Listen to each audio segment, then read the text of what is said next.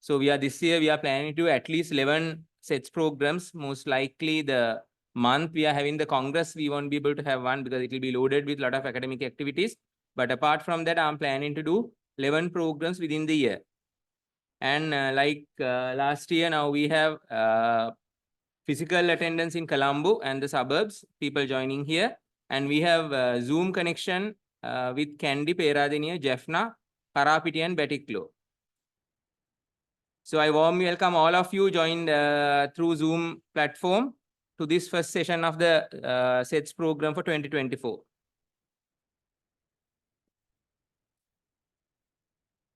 Today we are going to talk about urinary stones and related complications, mainly the obstruction and the infection.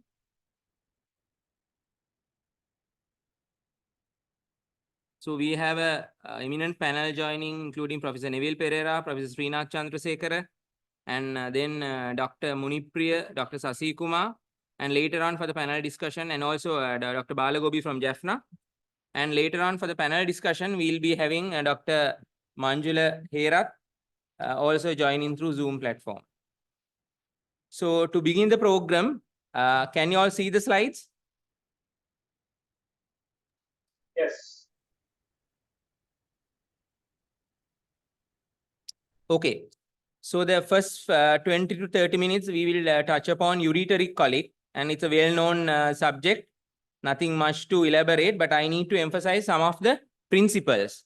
Because however we know about ureteric colic, when it comes to the management, we see a lot of mishaps when the patient is being referred to us. So that clearly indicates whatever the level when you are a functioning surgeon, particularly general surgeon, because we see a lot of casualty cases ended up in the general surgical units and later on get referred to us.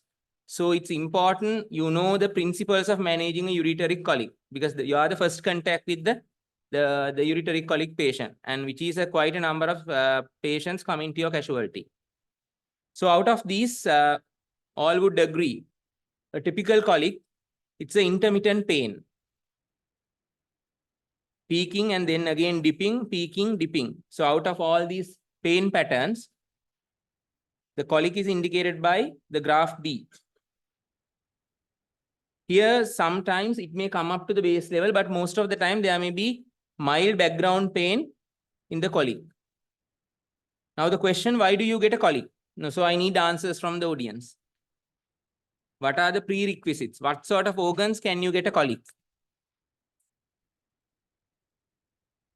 Any idea, any thoughts about it? Any examples that you could give apart from the ureteric colics? Just pass the mic and some answer just to move on. Just get the mic, otherwise the other centers can't hear.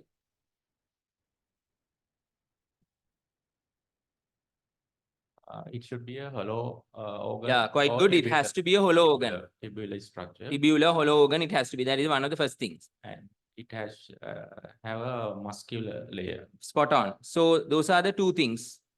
There should be a lumen and there should be a muscular wall, properly arranged muscular wall. Any typical colics that you could name?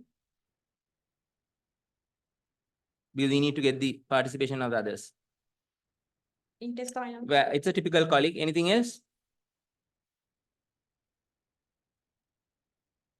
Any other examples? Anybody? Just pass it. Biliary colic also there, but not the typical presentation. Yeah, why? Because it's less muscular. Yeah, biliary colic, it's a sort of then as the name implies, though we call it a colic, it's not a typical colic, right? Because the muscular wall is not complete, right? Anything else? How about labor pains? Is it a colic? Okay, so now this is what you call a ureteric colic. So it's an acute onset.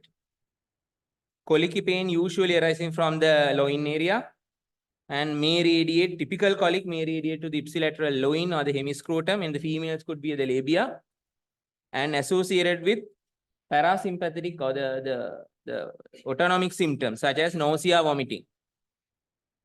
Now, why do you think you get all these autonomic symptoms? Any idea? Now, if you go and hit your leg against some log, you don't get nausea and vomiting just because you get pain. But here you get pain. Why get nausea and vomiting? Any reasons? Any explanations? The visceral pain is It's transmitted a through visceral the pain. autonomic So you nervous need to differentiate visceral and somatic pain. And here what we talk about a visceral pain. That's why you get typical symptoms. And what do you think about a term renal colic? Yeah, again, it's a misnomer, like a biliary colic. Because renal colic, traditionally, we refer to the pain arising from the kidney when there's a stone in the renal pelvis. But again, renal pelvis, it doesn't have the proper or arrangement with the smooth muscles. So therefore, we don't expect to get a typical colic. Rather, the renal colic or the renal pain, it's a dull ache which is persistent for a longer period, which has deviated from a typical colic like we see in the ureter. So the next question, why do you get a colic when there's a stone? Just pass it.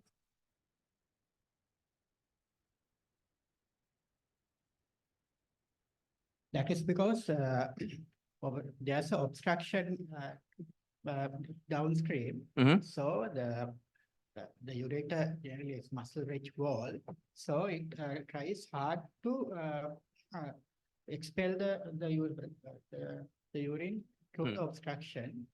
So what is the more normal mechanism you get in the ureter? What do you think? How do you think the urine will come down? Mostly aided by gravity. Is it? But supported by the peristaltic movement. Yeah, it's mainly by the peristalsis, not by gravity. If it is gravity, then you stand up and jump around and then urine should just fall down. It doesn't happen. It's basically with the help of peristalsis. Like you see in many muscular organs, the intestine, the esophagus, wherever it is, it's again the peristalsis, right? So now normal peristalsis, you and me, we don't get pain. But when there's a stone, you get pain. Why? There are also peristalsis. Here also, normally also you get peristalsis. You can pass it to the next person. So at this particular point, when there's a stone, with or without obstruction, just a correction, with colics, you get pain. But normally, we get peristalsis, but we don't have pain. Stone is a solid component. Mhm. It takes a new portion. Mhm. Irritation stimulates a very strong peristaltic contraction than urine. Yeah. So then contract more vigorous to cross the Yeah, the term vigorously, I like that term.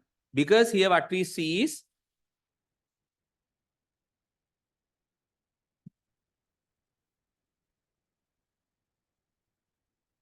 okay, now here you could see a cross-section of the ureter with the nice muscular wall and the lumen.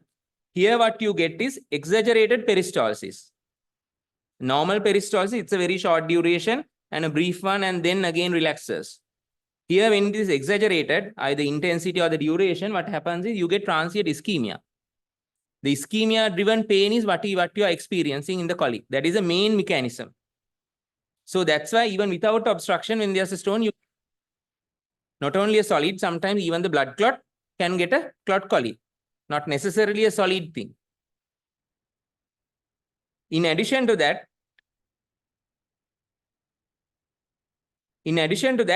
obstruction can also contribute. May not be a typical colic, but because of the stretching of the proximal segment of the ureter, that stretching can also stimulate pain.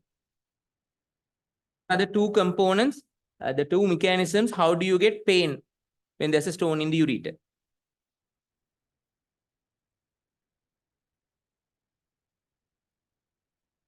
Okay, so now there are few. Now, if you see a patient, maybe in the A&E department, coming with a suspected ureteric colic, now there are few questions as a clinician you need to answer. If you learn that way, that's very easy. My first question, whenever I see a patient who's coming with abdominal pain, number one, is it a ureteric colic? Now you need to answer that. So how do you justify, how do you approach your patient to identify whether it's a colic, ureteric colic? History examination, okay. So what are the other differential diagnoses? Now here I need to again emphasize two things. There are two ways of presentation. One category, sudden onset acute severe pain who are ended up with the A&E department or the ETU. So you are seeing a patient with acute abdomen or which will mimic an acute abdomen coming with acute severe pain. One category. Another category of patient, their pain is not that severe. They get recurrent bouts, but manageable with pain relief. Probably they are the people who will present to your OPD and then get referred to your clinic. And you will see in the clinic who are having pain maybe over last few weeks to months. That's another category. They are the people having a moderate or mild pain, which is recurrent and responding. So they don't want to come to the A&E immediately to get the pain management. So there are two presentations, two categories. So now if they present with acute severe pain, like an acute abdominal pain, what are the things you would consider? What are other differential diagnosis? Okay. Okay. Right. If it is right side, probably you'll think about acute appendicitis. Sometimes it's difficult to differentiate. Anything else? Okay. Sometimes it's very vague. Do you expect to see a typical colic? Some say atypical. So we always mixing up with the other differential diagnosis. And if you refer to the other literature, and then now particularly the Western world, there are three things that they are really worried.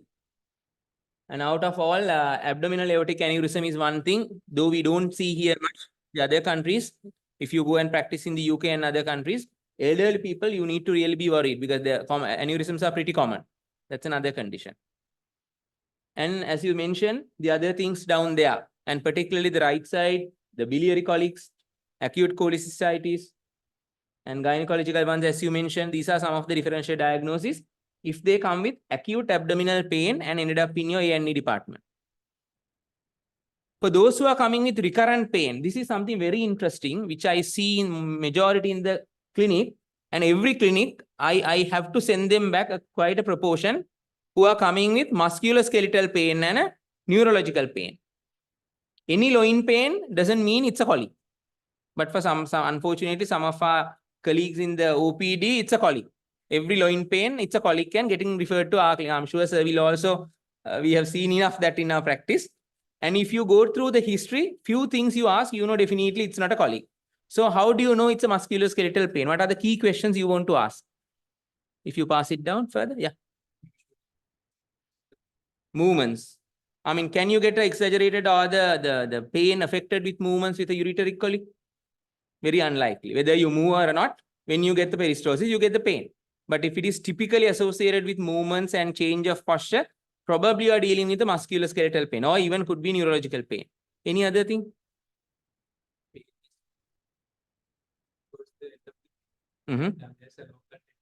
So now when you take musculoskeletal, inflammatory and mechanical, there are two types. If you say end of the day, which type of musculoskeletal pain that you are referring to?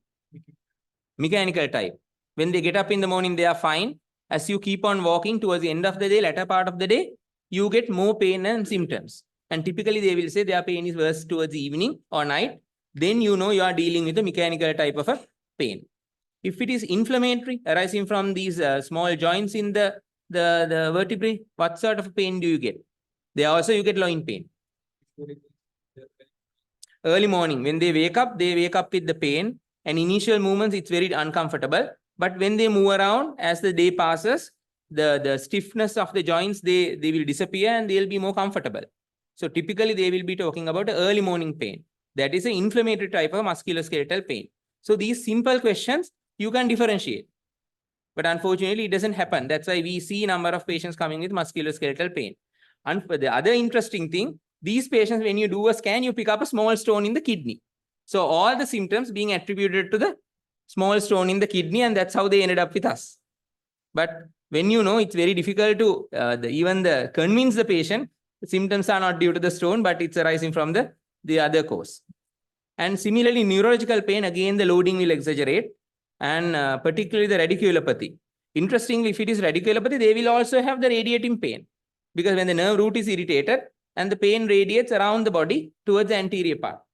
So again, which can mimic a ureteric colic. So two things that you should remember. Okay. So now further down to answer the question, is it a colic? Next level, we need to do investigations. So first line, obviously, you are talking about urine analysis. So the hematuria, we all know it's common. How common and which is common? Is it visible or non-visible? The majority of ureteric colic patients, you will see non-visible hematuria. Rarely you will see visible, but mostly it's non-visible. And the other thing, the chances of getting a positive UFR immediately after the colic, if you collect the first voided sample, there is about 85% to 95% chance you will get a positive UFR. But again, remember, it doesn't mean that you get a normal UFR will exclude a ureteric colic, because 15% will not have red cells and your UFR could be perfectly normal. On the other hand, certain other conditions which can mimic a ureteric colic can have positive UFR. For example, appendicitis. Retrocecal appendix can have a positive UFR. Diverticulitis can have a positive UFR. Any pelvic inflammatory condition probably can have a positive UFR. So the rule to remember, if it is positive, doesn't mean that you need to always think about a ureteric colic. Still, it could be something else. And these are the other things that you may focus in your UFR, the appearance, that is turbid or clear, pH, pus cells, nitrites, again indicates underlying infection. And the crystals, the out of two oxalates and uric acid, oxalate crystals are pretty common. And you and me, if we all do UFR, most of us will find oxalate crystals, which has very little significance. But on the other hand, if you find uric acid crystals in your urine sample, that indicates more likely you are having uric acid stones. And obviously, if you find some evidence of UTI, either clinical or the evidence of the urine analysis, you need to proceed with your urine culture. So to answer the question, is it a colic? Now the next step, imaging. Now, what are the imaging modalities? Here I have indicated the X-ray, KUB. Anything else you want to suggest?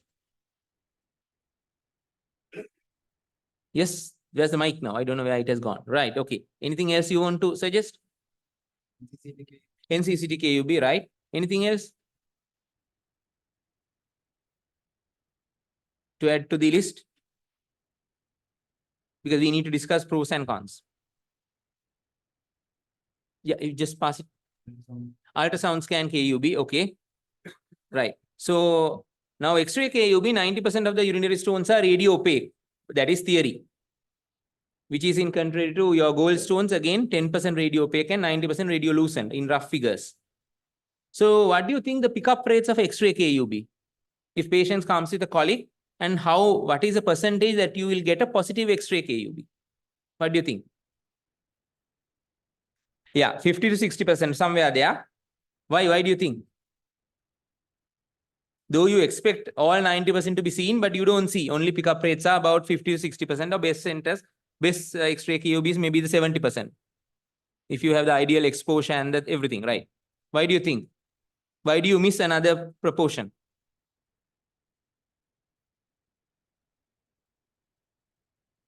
So these are the reasons. Too small, maybe the calculi overlying the bony structures, the transverse processes, and then you have the graveyard, the urologist graveyard, which is right over the sacroiliac joints. Very difficult to identify the stone sometimes. So for that reason, the pickup rates are low. And I want you all to know what are the radiolucent calculi. Those are the ones which doesn't contain calcium. When the calcium content is high, then they are radiopaque. So again, I need to tell you now, just because you get a negative X-ray KUB, you can't exclude a stone. There's a good chance, 40% chance, still you may be dealing with a stone, though you have a negative X-ray KUB. So this is not a good investigation. So exclude a stone. If you see it's there, yes. On the other hand, specificity there is an issue, because other than the stone, there are other radio-opaque structures which can interfere. I have listed some of them here. And if you look carefully, particularly the phleboliths and things, you see nice here radiolucent center. That is how you differentiate from a stone. So every opacity you see in the pelvis, they are not stones. So now, interesting question. What do you think about bowel preparation? We all traditionally perform bowel preparation. The good olden days, we used to give 3 days of the bisacodyls and then try to do X-ray. Nowadays, people give single dose, 3 tablets, and then the following day they take the X-ray KUB. So what do you think the evidence? Should we practicing that or any evidence? And some may argue in the Sri Lankan setup, we take a lot of high fiber diet, whether there is a value in it. So what do you think? Audience? Just pass it. Yeah, Mike, anybody, please. I want all of you all to join because it's a very known subject. There's nothing much to teach, but I just need to emphasize the key things. And feel free, the other centers, you can speak. Candy, Peradeniya, Batiklo, Jaffna, Karapitiya, Betty, please join. We value your participation. The answer is this one. It's a paper by one of our own senior consultants, Dr. Anuruddha Begunasekara. One of the preliminary studies he has done, and he has shown the pickup rates are no difference, whether you prepare bowel or not. This appeared in CMJ some time back. So anywhere you can quote this.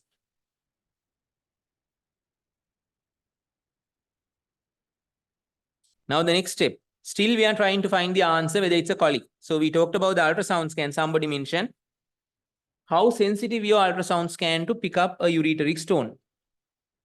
What do you think? Yes, audience. Yeah, again the sensitivity is very poor. Kidney, yes, you can pick up. Pelviureteric junction, you will probably see the stone. Vesicureteric junction, that the bottom end of the ureter, provided you do with a full bladder, you will see, because against the acoustic shadow, you will see the stone. But rest in the part of the ureter, there is a high chance you may miss. Unless there is a significant obstruction. When if there's an obstruction, probably there's a higher chance you may pick up the stone. So just because you don't see the stone in ultrasound scan, it doesn't exclude a ureteric stone. However, there may be some telltale evidence. For example, some hydronephrosis and proximal hydroureter. So with the given history, if you see this evidence, you may suspect there may be a stone in the ureter. And the other thing, if you are in a center where you don't have easy access to CT, and then if you are doing ultrasound scan, it's always ultrasound scan and the X-ray KUB, they are complementary to each other. So you can slightly increase the pickup rates by joining two investigations together. So as somebody mentioned, the gold standard is non-contrast CT KUB. So what are the additional information you will gather apart from being very highly sensitive and specific?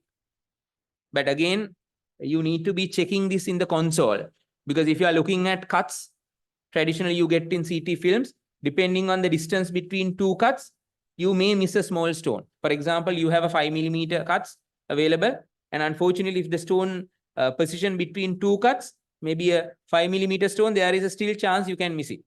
So we are talking about a console reporting, console images. The most of the centers we have the access, and we urologists, we don't rely on the reports. We go there and we quickly go through the films up and down, and we ourselves decide, yes, there is a stone, there is no stone.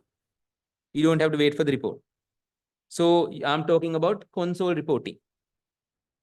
So additional things like ultrasound scan, you can tell about obstruction and density. This is the added thing that you can pick up with your non-contrast CT. This is only investigation will indicate the density of the stone, which may be useful in your further management. That is now by this time, you are convinced it's a ureteric colic due to a ureteric stone. Anything else other than ureteric stone which could give rise to a colic? Now, interesting question. I have already mentioned one. I mentioned about a clot colic. Anything other than clot colics? And we see in our practice. These commentaries. Hmm? These commentaries. More than the cells. They are too small to give rise to a colic. Anything else? Particularly in diabetics? You are sort of driven away and they ended up in medical wards, and we always have trouble with these patients in their management because the diagnosis is late. Anybody? Renal necrosis, Yes. Say it again. renal papillary necrosis. Very good. Renal papillary necrosis and soft papilla. And you see in uncontrolled diabetics, when they move down the ureter, you get typical colic. And unfortunately, if you do the non-contrast CT, you don't see a stone. So most of the time, which is attributed to passage, a recent passage of a stone. But the case which is not so, these people, usually they come with sepsis and you are quite sure there is no stone, stone is passed, but unfortunately the obstruction is persistent. So therefore, you need to be vigilant, particularly in the diabetics. And if you suspect a septic patient, it's always important you think about decompression rather than waiting for the stone. So something, a small take-home message. So the second question now we need to answer, are there any complications? Now you are convinced it's a stone and it's a ureteric colic. Now the second question, any complications? So what are the complications you are worried about? You are still assessing the patient at the A&E department. Patient can have renal failure. Okay, now that the correct term we use, acute kidney injury. Sometimes now you expect you have two kidneys. If the other one is functioning, the patient should have a normal creatinine, but it is not so. There are so many hypotheses why you get it. And sometimes attributed by the clinicians, overloading NSAIDs and maybe underlying sepsis.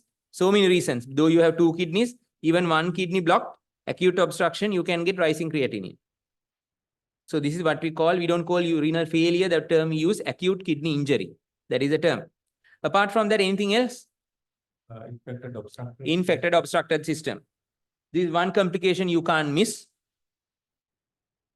You diagnose based on features, clinical features, urine analysis, and inflammatory markers, CRP and white cell count. But remember, early sepsis, CRP could be slightly elevated, and severe sepsis, your white cell count could be low rather than elevated. Leukopenia. So those are the two ends that you can't miss. Similarly, creatinine elevation, if you think it's gradually rising and something to be worried. And there are other concerns apart from these two before you make a decision. Single kidney, single functioning kidney, bilateral stones, and the transplanted kidneys, pregnancy, and certain occupations and the circumstances, you need to be worried. That's an additional thing apart from these two complications. So you need to find answers for these three, because that will support, that will help to make a decision, the management decision. The third thing you need to answer is the pain under control. If the patient is coming with pain, to decide whether to admit, whether to send home, or whether to manage as outpatient, this is another thing you need to answer. Whether you could get the pain under control with oral analgesics, because we know when they come, we use rectal, the diclofenac sodium preparation, maybe the parenteral, morphine, pethidine. But of course, if they are on morphine, pethidine, we can't send them home if the pain is not under control with oral analgesics. And about the analgesics, please be aware about their renal functions. We have seen people are loaded with NSAIDs having marginally elevated or elevated serum creatinine. So please be vigilant about when you are prescribing NSAIDs and about the allergies. So now based on these, now you need to make a decision whether to admit this patient and whether I can send this patient with treatment and get them down to the clinic. So these are the 4 factors I would consider. Whether you are certain about your diagnosis, if you are not sure what you are dealing with, best to admit and observe, and probably time will help you to make a diagnosis. Following day, things could be pretty obvious. And whether there are any complications and your pain relief, and whether there are any other concerns. Depending on the answers, you decide whether to admit or not. And about spontaneous passage. Here you could see some of the figures. And one here I want to emphasize.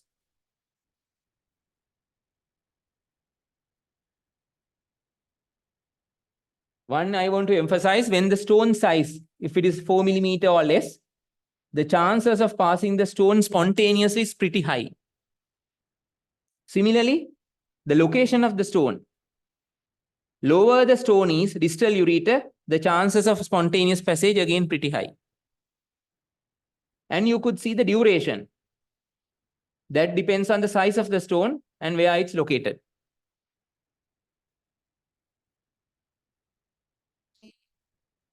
So now what is the place for medical therapy? So you are having uncomplicated ureteric colic, no sepsis, kidney functions perfectly normal, pain is under control. So you are happy to start this patient on medical therapy and probably to follow up. So the drug of choice what we use is tamsulosin, which is alpha blocker. In addition to that, if you go through the other countries, the literature and the papers, you could see the calcium channel blockers are also quite tested and proven. But here in practice, we use tamsulosin. The mechanism of action is basically to relax the smooth muscles in the ureter so that the passage rates of the stone is enhanced. Usually you need to treat them for 4 to 6 weeks. And remember, the benefit of the medical therapy is mainly for the stones between 5 to 10 millimeters. Anything less than 5, whether you treat or not with medical therapy, probably they will pass it. Spontaneous passage rates are pretty high. But more than 10 millimeter, that is 1 centimeter, very unlikely. The rates are very low. So the maximum benefit for those stones between 5 to 10. And I have seen people are prescribing loads and loads of tamsulosin for a renal stone, which is useless. Calicial stones, renal stones, there is no value prescribing medical expulsion therapy. That is only for the ureteric stones. Here 2 studies, just to quote, the value of expulsion therapy. These are all Cochrane studies. One appeared in European Urology in 2009. And now later we talk about in 2018, the value of medical expulsion therapy, because at some point it was debated. And in between, there was a paper showing that medical therapy is a useless thing. It's sort of a placebo effect. They were basically based on that study based on small stones. But if you get the entire spectrum, again, now we have proven the medical therapy is useful. And alpha blockers and the calcium channel blockers, which will reduce the time to pass the stone, and also which will help to get the pain under control. The analgesic requirement is less, because when you treat with alpha blockers and you relax the smooth muscles so that the exaggerated peristalsis is less. And again, they have proven the benefit is for less than 10 millimeter stones. And another similar study in 2018, Cochrane review, alpha blockers increase the stone clearance. Less effective for smaller stones, less than 5 millimeter, because we know the spontaneous passage rates are pretty high. And greater than 5 millimeter, it's beneficial. So there are a few don'ts I don't have to really mention, but just for the completeness, diuretics, please don't prescribe diuretics, because this is you can't flush the stone.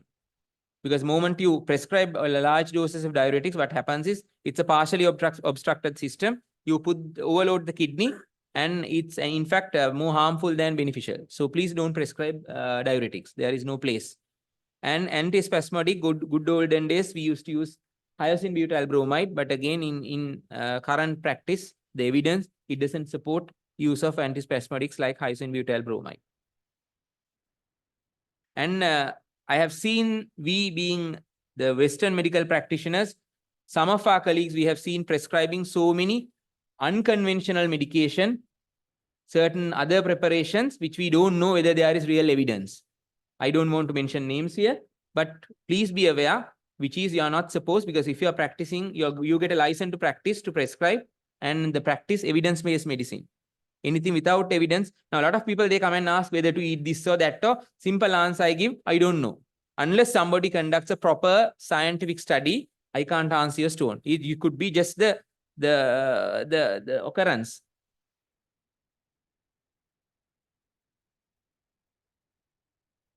The treatment, the other important thing, you need to follow them up. Just because they are asymptomatic, don't neglect them.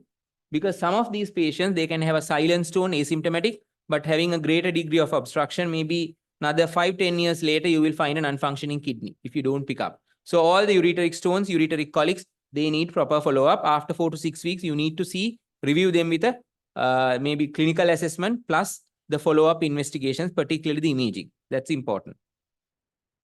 So just to touch upon interventions, the upper tract decompression versus definitive management, these are the 2 interventions that we need to think about. The first one I'm not going to talk about, because the Dr. Balagobi, one of my colleagues, will be dealing with upper tract decompression for obstructed infected system. So I will leave it to Dr. Balagobi. And the definitive treatment, especially if you fail your medical therapy, these are the options available. One is ureteroscopy, stone fragmentation. And large fragments you can evacuate. And certain patients will benefit from a stent, not everyone. You have to be very selective putting a stent. And the ESWL, not a very the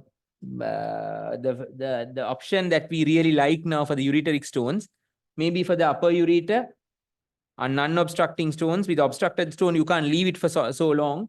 And the other thing, you need to go with the density.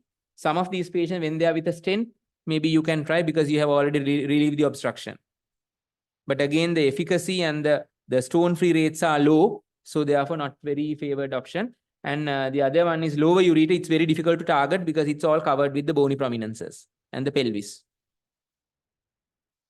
PCNL, mini PCNL, now we have the miniaturized systems, the mini micro. So the upper ureteric stone, you can always push back and puncture the kidney and take that way out very fast, complete clearance. And it's usually a day procedure or maybe overnight stay. Very effective. And this is something new, though we don't practice very much here. We have started in this country, but the other countries, if you go through now, antegrade ureteroscopy. What they do is they puncture the kidney like PCNL, dilate the tract, and through which they pass the ureteroscope, and they climb down the ureter with the flexible ureteroscope, and you laser and remove fragments. Particularly if you struggle to reach the stone from below, and that is the way forward. Very much discussed within last year.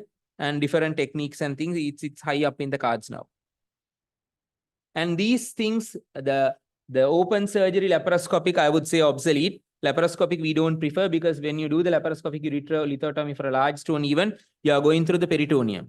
Whatever the leakage of urine, you will contaminate the entire peritoneal cavity. So don't try experiments. Now we are in an era where people can really take you to courts. So you need to practice with evidence and then proper guidance. And open surgery, hardly any, I'm sure answer would say, probably last year I have only performed one. That is also, we tried everything, failed, large stone with a kinked ureter and a stricture. We had to remove the stone and also anastomose the ureter and repair it. That was the only instance I have done open surgery for a ureteric stone within the last year. And the nephrectomies, the standard is laparoscopic nephrectomy for non-functioning kidneys and particularly in obstructed with a stone. That's all basically I need to talk about the ureteric colics. Any questions, feel free. And of course, we can elaborate whatever the theory in next few 2 case discussions are there after the tea break, so we can discuss. So take home message. It should be clinically differentiated from other conditions which can have similar presentation. Confirmation with investigations, particularly the imaging. Uncomplicated, you can medically manage with follow-up. Early urgent interventions are needed for a complicated colic. And routine definitive interventions are for those who fail medical expulsion therapy. Okay, so I will stop at this point and then I will cordially invite my mentor, Professor Neville D. Pereira, to take you through the renal stone management.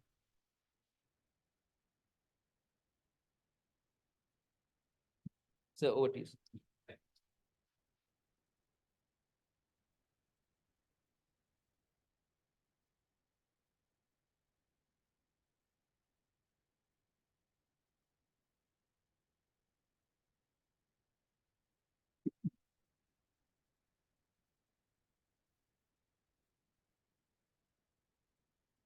Good morning, ladies and gentlemen.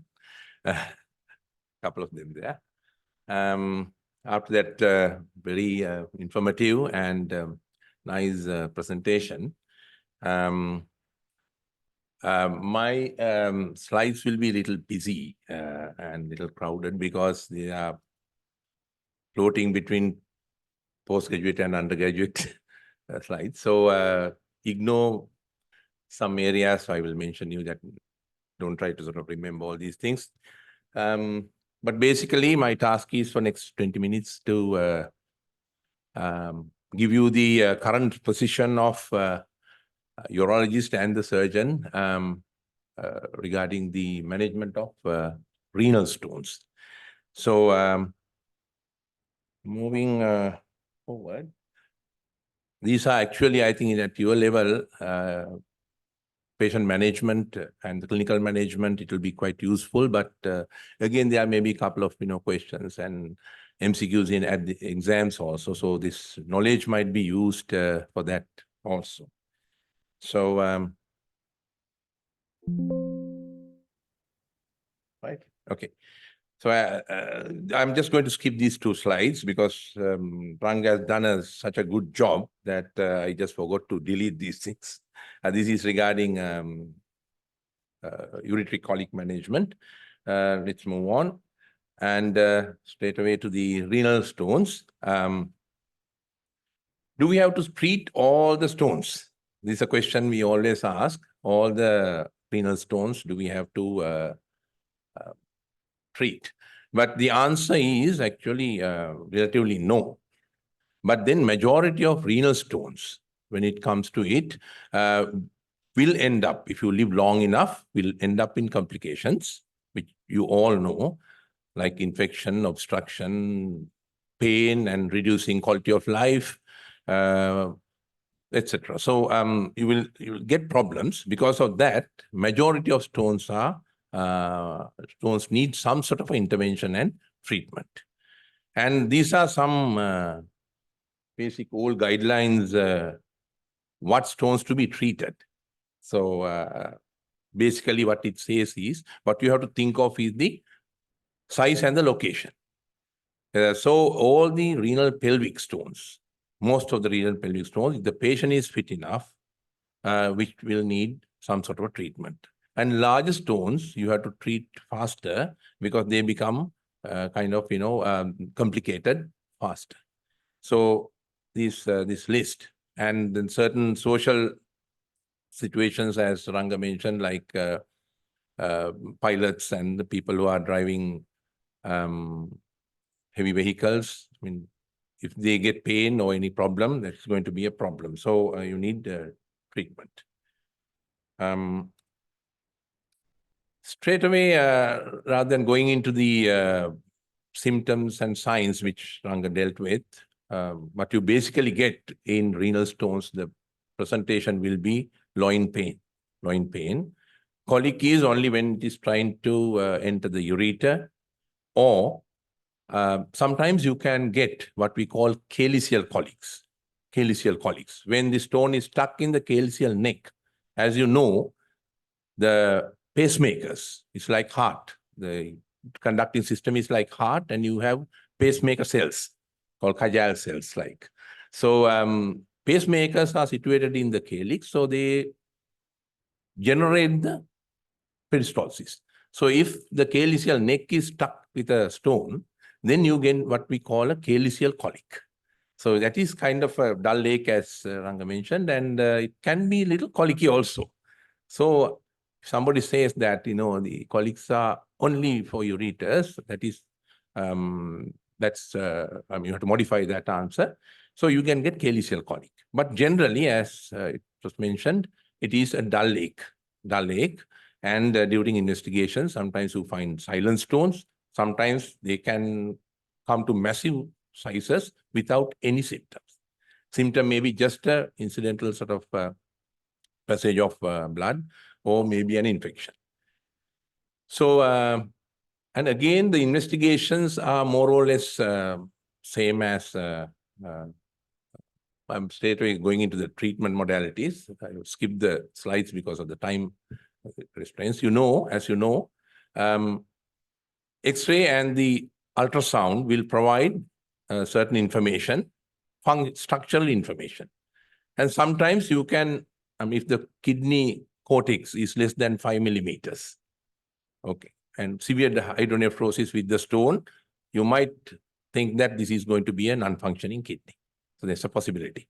So, but other than that, X-ray and the ultrasound will only give kind of a structural information.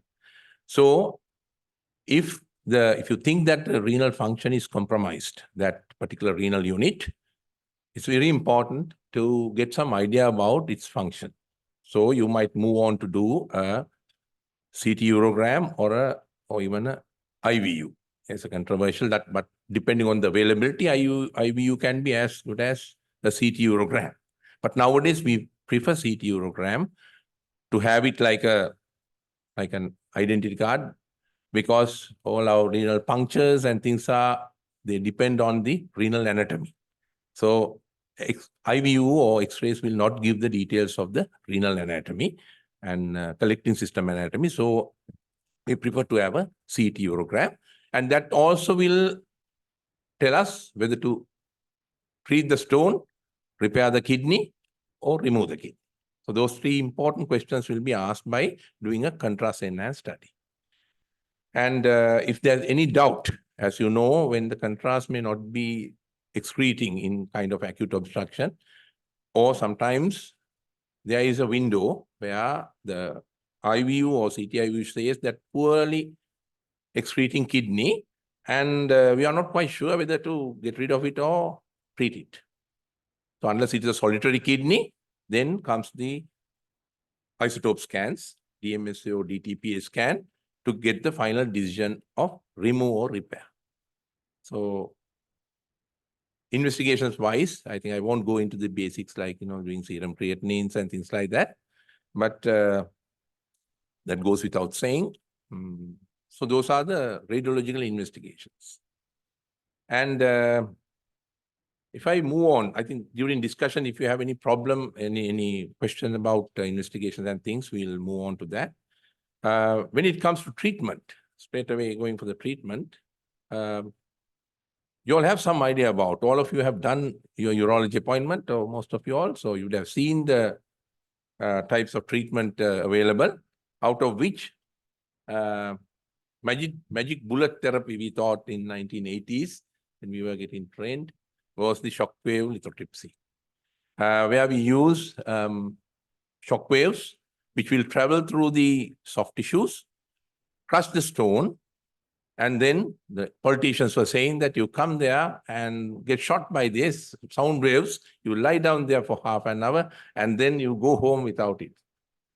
And here we are spending 50 million or 100 million on that machine, and 10% comes to me. So that was the idea 20, 30 years ago. So it is good for renal stones, but as time went on, it was found that that is not a magic bullet, or it is not a ultimate treatment for renal stones. Good things are that it doesn't need any anesthesia, except for children. Children, you have to immobilize them because otherwise they struggle and then you can't focus. And that's the very reason why they get better results compared to the adults. So the adults always wriggle all the time. They put various sort of break dances on the table each time a shock wave goes in. So the stone fragmentation is a problem. It's a day-case procedure and very expensive machinery. You can locate the stone by using either X-rays or ultrasound. So suppose it's a radiolucent stone, the machine itself has an inbuilt ultrasound probe, and you can use the ultrasound to locate the stone. And what are the contraindications? I mean, this is why it is now falling out of fashion now in a way, the users, because there are so many stones which may not respond to the shockwave lithotripsy. Too large, easy to remember, too large, too small. Too small, you can't focus it, or you can't see it in the on the machine. So remember, when you're doing a CT, always do a X-ray KUB. Practical problem I come across is that there is no X-ray KUB. Straight away, it's a CT or ultrasound. And people forget that if you decide to go ahead with ESWL, most of the time we locate the stone with an X-ray. So if you can't see it in the X-ray, then of course it's going to be difficult. So get an X-ray always, a plain X-ray, probably as Ranga said, without even bowel preparation, just to see whether you can see it in the X-ray. Too large, too small, but too large, 2 centimeters, you are going to leave lots of pieces there inside, and a lot of ancillary procedures will be needed. And too hard. So this is something which was not appreciated a long time ago. Too hard means the one advantage of doing a non-contrast CT. It gives the stone density in Hounsfield units. Hounsfield units, that is 0 for air, and then it moves on for thousands for bone and stones. So if it is over 1,000, some people say 800, some 1,000, very little chance that, low chance that you will crush the stone. So you should not waste time with shockwave lithotripsy. Too soft are matrix stones, and sometimes these matrix stones are very soft, less than Hounsfield 100, and you can't see them on the X-ray either. And they are also not a good choice. And its absolute contraindication is if you are suspecting a distal obstruction, shockwave lithotripsy is going to be useless because the pieces are not going to come out. And another absolute contraindication will be infection.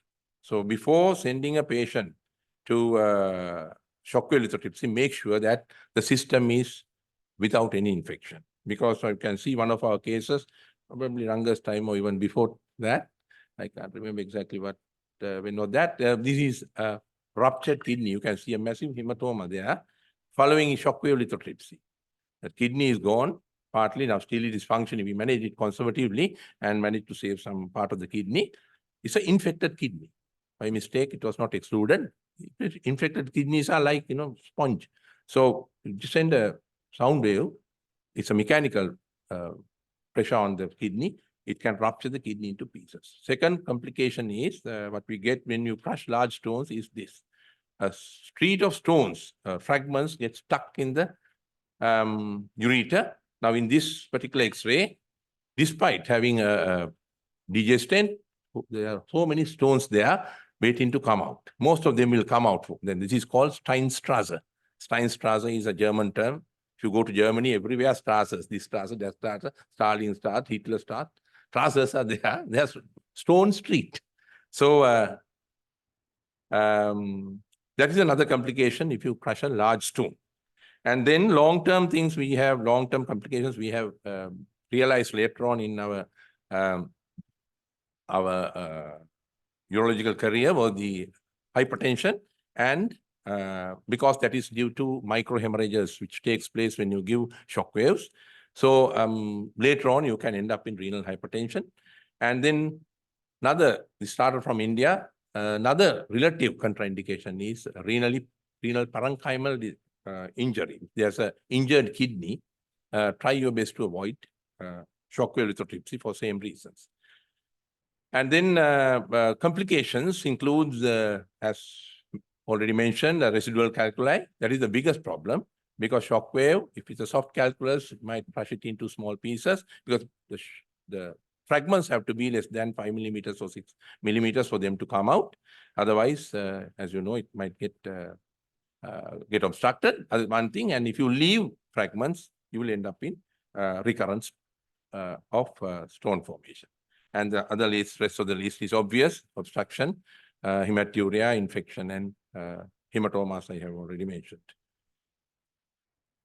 So putting all these facts together, now popularity of ESWL, shockwave lithotripsy, now it has come down drastically, starting from 1980 when it was introduced, and it was brought to our country in 1982.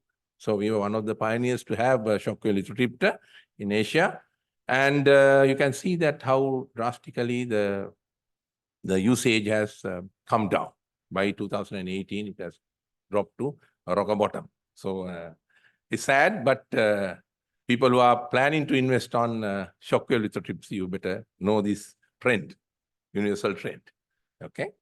So because once there were 3 machines ordered, 100 million each, best ESWL machines for 3 centers, which were only about, say, 50 miles apart.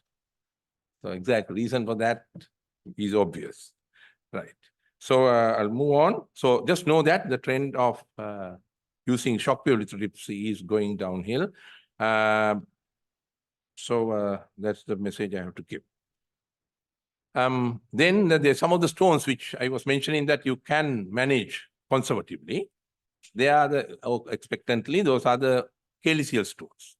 When the stones are in the calyx, then if it's isolated calyx, it's not giving any trouble. Many a times, all of us, Professor Srinath, Ranga, we all see these stones, as he quite correctly mentioned. Patient come with a loin pain or some sort of a radiculopathy, and then there's a small stone found, and then everybody hang on to that. And the simple question, if you ask when you do twist and turn, does it increase? Yes, then that calyceal stone should be left alone. So stones in the cyst, again, I've seen in workshops where they put lasers and, cut into that and drain the cyst and remove the stones. Apart from, getting fascinated by their technology, there's nothing, nothing marvelous about it.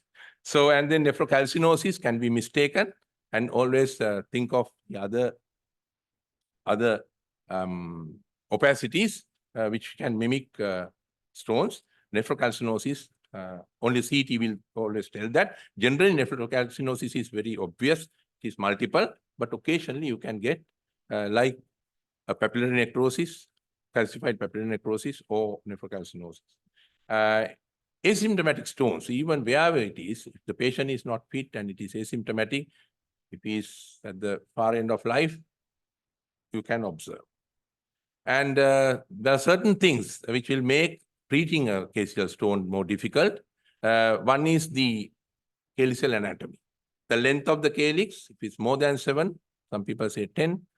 If the width of the calyx is less than 3, that means narrow, long calyx, try to leave it alone rather than trying to treat it. And the location, because upper calyx and middle calyx, those stones, there's a possibility they might drop as time goes on. But the lower calyx, you can manage conservatively. Then Ranga mentioned about the second modality now, which is becoming very popular, is this ureterorenoscopy.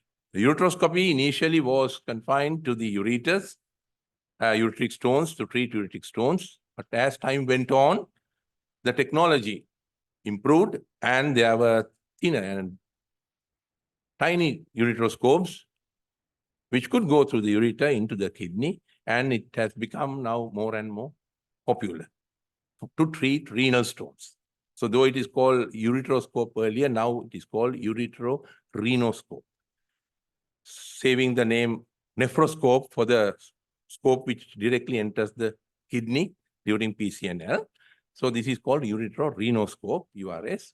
And the type of surgery we do with those flexible or rigid ureteroscopes is called retrograde intrarenal surgery or intrarenal lithotripsy, RIRS or RIRL. This terminology may be a little new to you, but just remember that is using the ureterorenoscope to crush the stones inside the kidney. So only thing is that it is not a child's play, though it looks simple. There are many complications you can come across. If you're not careful, I'm not going to go into technical details, which is beyond the level of this audience. So, but basically, it has to be done by an expert, and you can end up in ureteric injury. Basically, the avulsion, perforation, you can see all these photographs there. I mean, these are for us. These are the urological nightmares. It will give us sleepless nights. So when it happens, so you can see that there's a perforation there, and then there's a ureteric injury and perforation here. The stone has already gone out of the ureter, and then very dreaded complication is ureteric avulsion. You put the ureteroscope, it is snugly fitting around the ureter is snugly fitting around it, and you try to take it out in a hurry. The whole thing will get avulsed and inverted into the bladder. You see a little. I have seen a couple of them in my life. They are floating in the bladder. Whole ureter has got inverted into the bladder. So you need immediate surgery to repair it. Okay, and that can happen when you are trying to pull the stone fragments from the kidney to the outside. And long-term complications will be getting recurrent colics once you have crushed the stone inside the kidney with this instrument. The stone pieces will start coming out with recurrent colics. And later on, if the ureter has got injured, then you can get ureteric necrosis and strictures. Stone disintegration is done through these telescopes by various mechanisms, out of which now we have got confined ourselves to laser. Laser is the best when it comes to ureteroscopy because you can use it through the flexible instruments. And you can do various types of crushing. Details are not important. You can dust the stone, you can fragment it into small pieces less than 5 millimeters, or you can just hold the laser in between the fragments and discharge it so that, like popcorns, making popcorn, all the stones will crush into pieces. So, so basically this laser intrarenal surgery. Then the next challenge will be this is actually for ureteroscopic procedures are best for less than 2 centimeters or maximum 2.5 centimeters stones. The stone density generally doesn't matter when it comes to laser. If you use a high power laser, it doesn't matter really. You can almost crush one. And remember one of the foreigners showing the Sigiriya rock and showing that even this can be fragmented, with this laser. He's trying to sell the laser. So, stone density like shockwave lithotripsy doesn't matter much.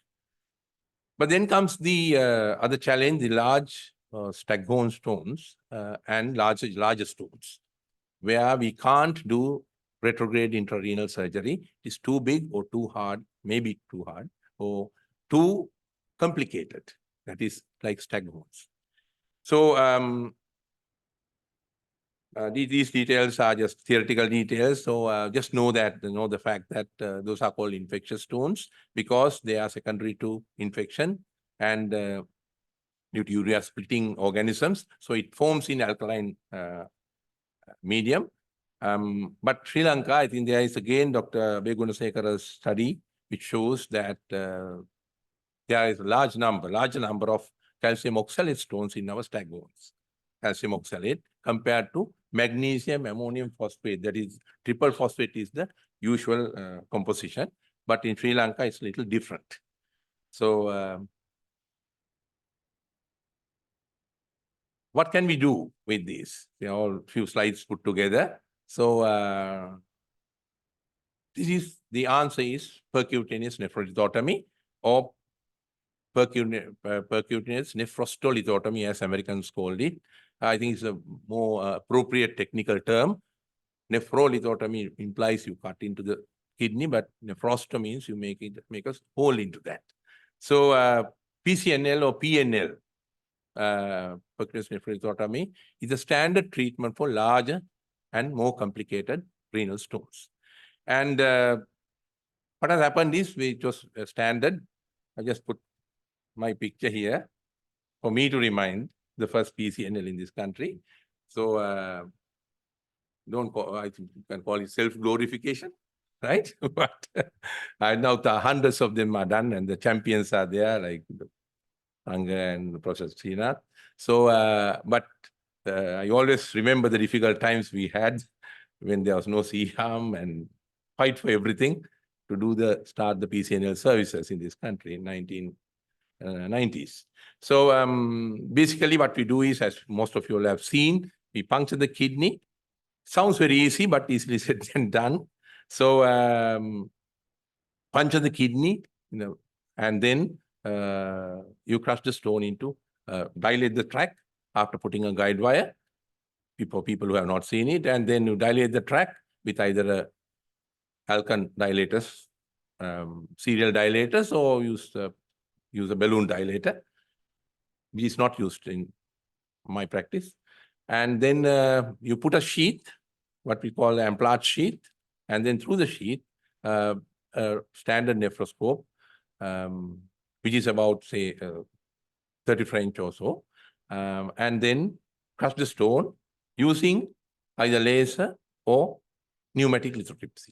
Our preferred method here is pneumatic lithotripsy, where you use a transmitted mechanical shock wave. So puncture can be done either with the X-ray guidance, which is most commonly done one, or ultrasound guidance. You can see that. And the problem was that the tract size was a big challenge from the beginning because 30 French M+ sheath, which is about 1 centimeter in diameter, was a big tract for some of the stones. And we feel very sorry when we are going through this tract to see that the calyces, because we have to enter through the calyce, the calyceal necks and calyces get all destroyed by the time we reach the pelvis. So that destruction can lead to bleeding and then calyceal stenosis and large tract. So because of that, there are so many modifications have come over the years. Because when you have a standard thing, this is quite common to all the procedures. Initially, we used to do it prone, and now the supine one is becoming more popular. After 20 years doing PCNL in prone position, now I have got converted into supine. I suddenly realized that, we are putting the patient unnecessarily because it has come up in a big way in Europe, the supine position and puncturing it. The supine versus prone, supine is becoming very, very popular now. And then spinal anesthesia you can use for that, not only general anesthesia, kind of a semi-high spinal. And the puncture can be done, as I was mentioning, ultrasound or X-ray. And then single or multiple track. You can use one calyceal puncture or many punctures. If it's a staghorn, you can go through many punctures at the same time to get a good clearance. Whole idea is to get a good stone clearance, not leaving a single stone. But if you leave less than 4 millimeters small fragments, which are embedded in mucosa, some people take it as good stone clearance. And then the other variations are the level of puncture. And then bilateral simultaneous, you can put the patient prone and the two sides, you can do both sides at the same time. But complication rates are comparable, they say in some studies. Others, they say that do it in staged. So as a stage procedure, because so you can do both sides together or one side at a time. And then the size of the nephroscope has gone down drastically. So you can dramatically, it is gone down. And there are mini. Initially, it was 30 French to 15 French, mini. And then mini became super mini, micro mini. And there is now, I don't know, various names, okay? So the size has become smaller. But when you are using a smaller one for a larger stone, the time taken for the procedure goes, it becomes more. And because of that, I think you have to judge what sort of a technique you are going to use, depending on the size of the stone. So it's just a matter of size. And then putting tubes after this puncture. Initially, we used to put a nephrostomy tube plus a stent for internal and external drainage. But as time went on, a lot of studies came up, including local studies. And that shows that, some of these stones, which are with a clear puncture, as Panga was mentioning, as a day case, you can do some small stones. Then you don't need to leave a PCN. First thing to drop was the tube which was coming out, and we called it tubeless. And then later on, straight punctures and small stones, even the stent, internal drainage was not necessary. The studies were comparable. So get rid of that also, total tubeless. So I think people who are doing, I'm like, people with a hammer, everything looks like a nail. So same way, people who are doing a lot, I think these modifications are all right. So they keep on modifying it. Then ambulatory and OPD procedure, you can do it as an ambulatory PCN. And these pictures all depict what I have just told. And the multiple tracks you can see there, and then miniaturize. Let us move on quickly. But it's not out of danger, like any other procedure. Urosepsis is the biggest problem, one of the big problems, and potentially life-threatening. And if you are suspecting that moment you puncture, you see a lot of pus coming out or turbidity coming out, just drain the kidney, and sometimes it's safer to come out even.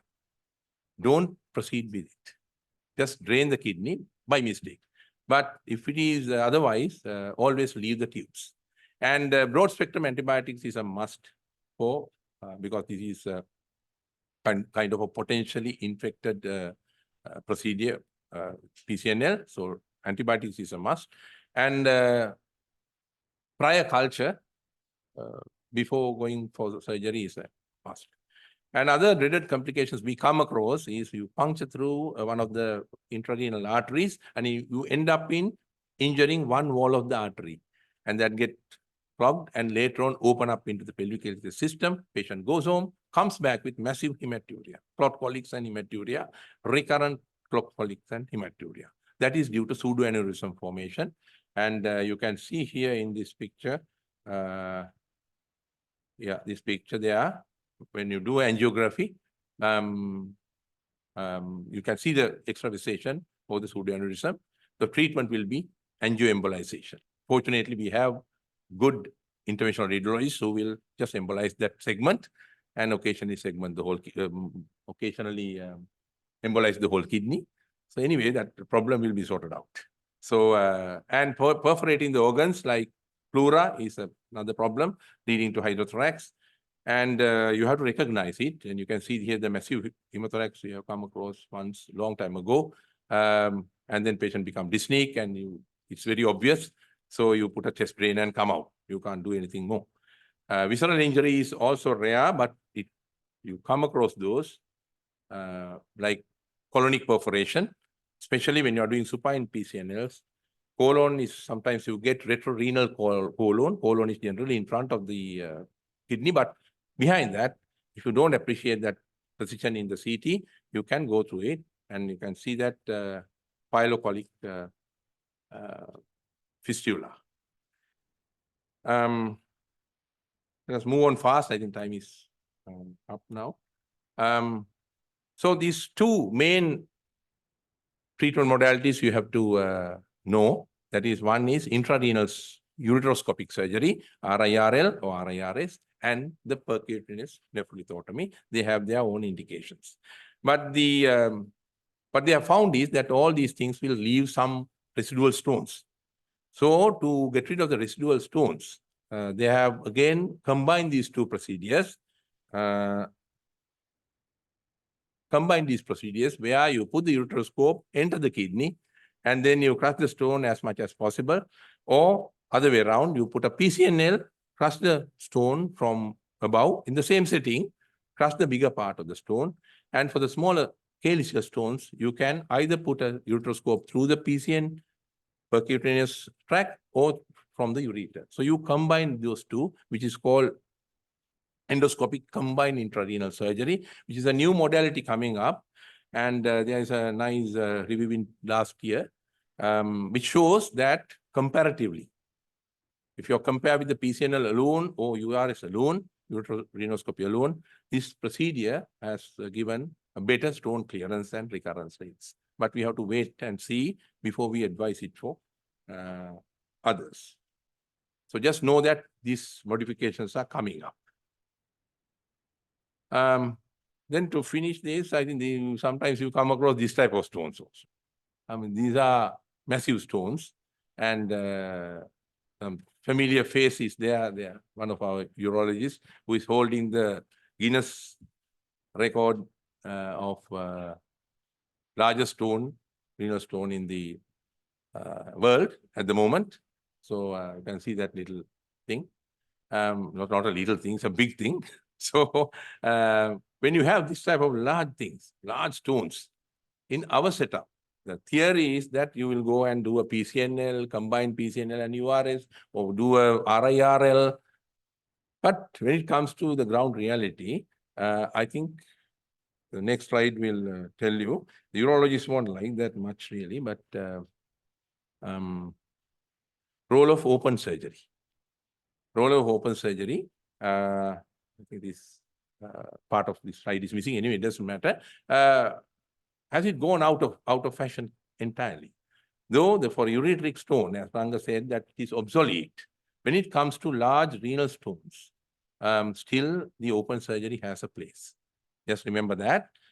Open surgery for a large stone, rather than keeping this particular patient in a waiting list for 1 year or 6 months or 1 year, because our PCNL waiting lists all over the country are very long. And then rather than keeping him with 10% renal loss, 6 to 10% renal loss every year, if it get infected, it will be faster, the parenchymal destruction. Sometimes a quick pylorothotomy will be the answer for that. So it has not entirely gone out of fashion, and you can do it as a pylorothotomy, or you can do a nephrolithotomy. This is for very large stones, you do this anatrophic nephrolithotomy, where you split the kidney in the Boyd's line, what we call the Boyd's line, which is not the Brodel's line given in anatomy. Brodel's line is in the lateral part of the kidney, which is vascular.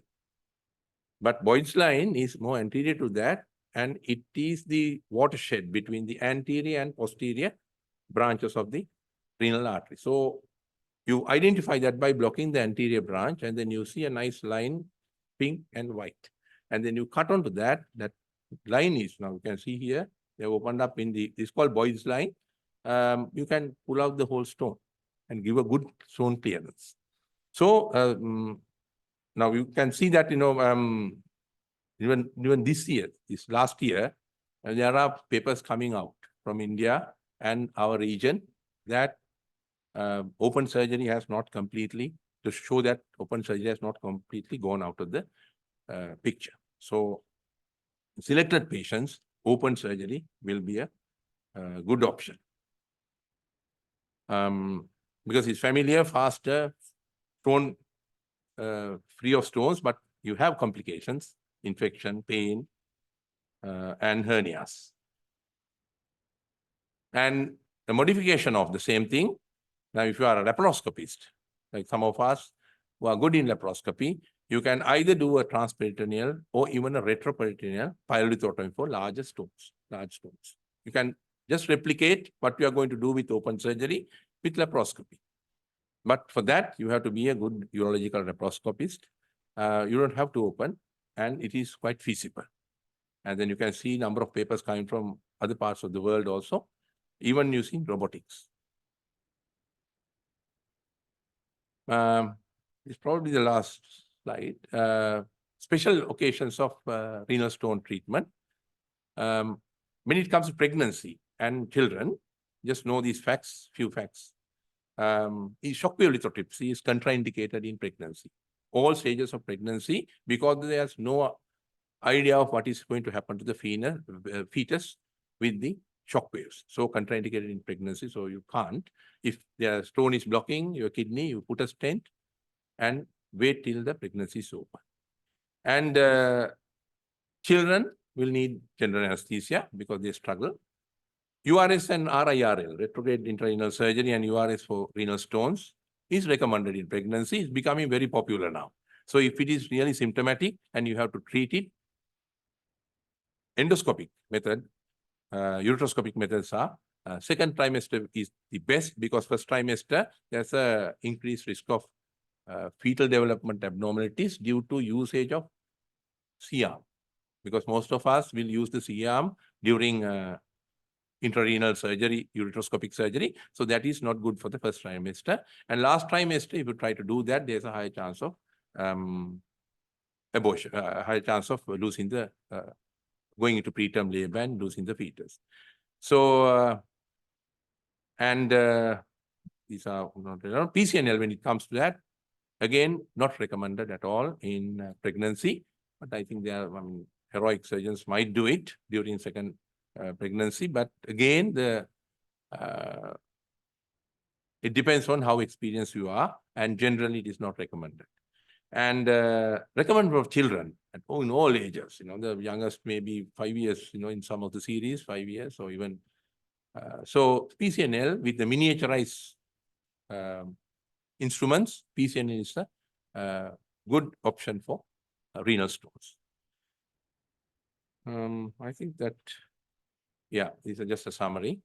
And that brings us to an end of renal stone treatment.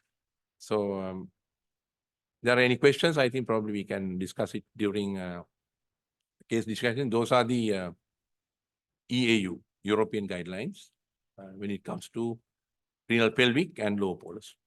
Sorry if I have taken longer than given time. Thank you very much, and I'm happy to answer any questions. Or proceed with discussion.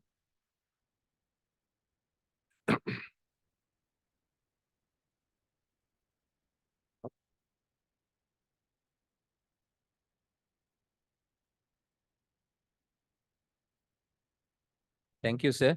I think next we'll move on to Jaffna. Gobi, are you with us? Yeah, can you make me share the screen? Yes, please. I can hear you very well, Gobi. I want to share the screen, so please make us a co-host. Yeah, 1 second, Gobi.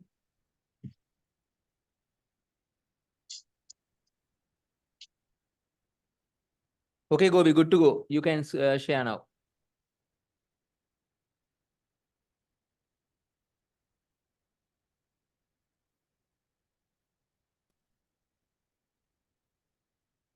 So please welcome Dr. B. Balagobi, Senior Lecturer and Consultant Urological Surgeon from Jaffna, Teaching Hospital Jaffna. Gobi, over to you. Can you see the screen? Yes, please. We can see now. We can hear you very well. Right, thank you. So, good morning again. So, I'm only going to focus on management of obstructed kidney. And there was a nice presentation by Dr. Ranga on ureteric colic and ureteric stone management. And Professor Neville Pereira have covered the renal stone management.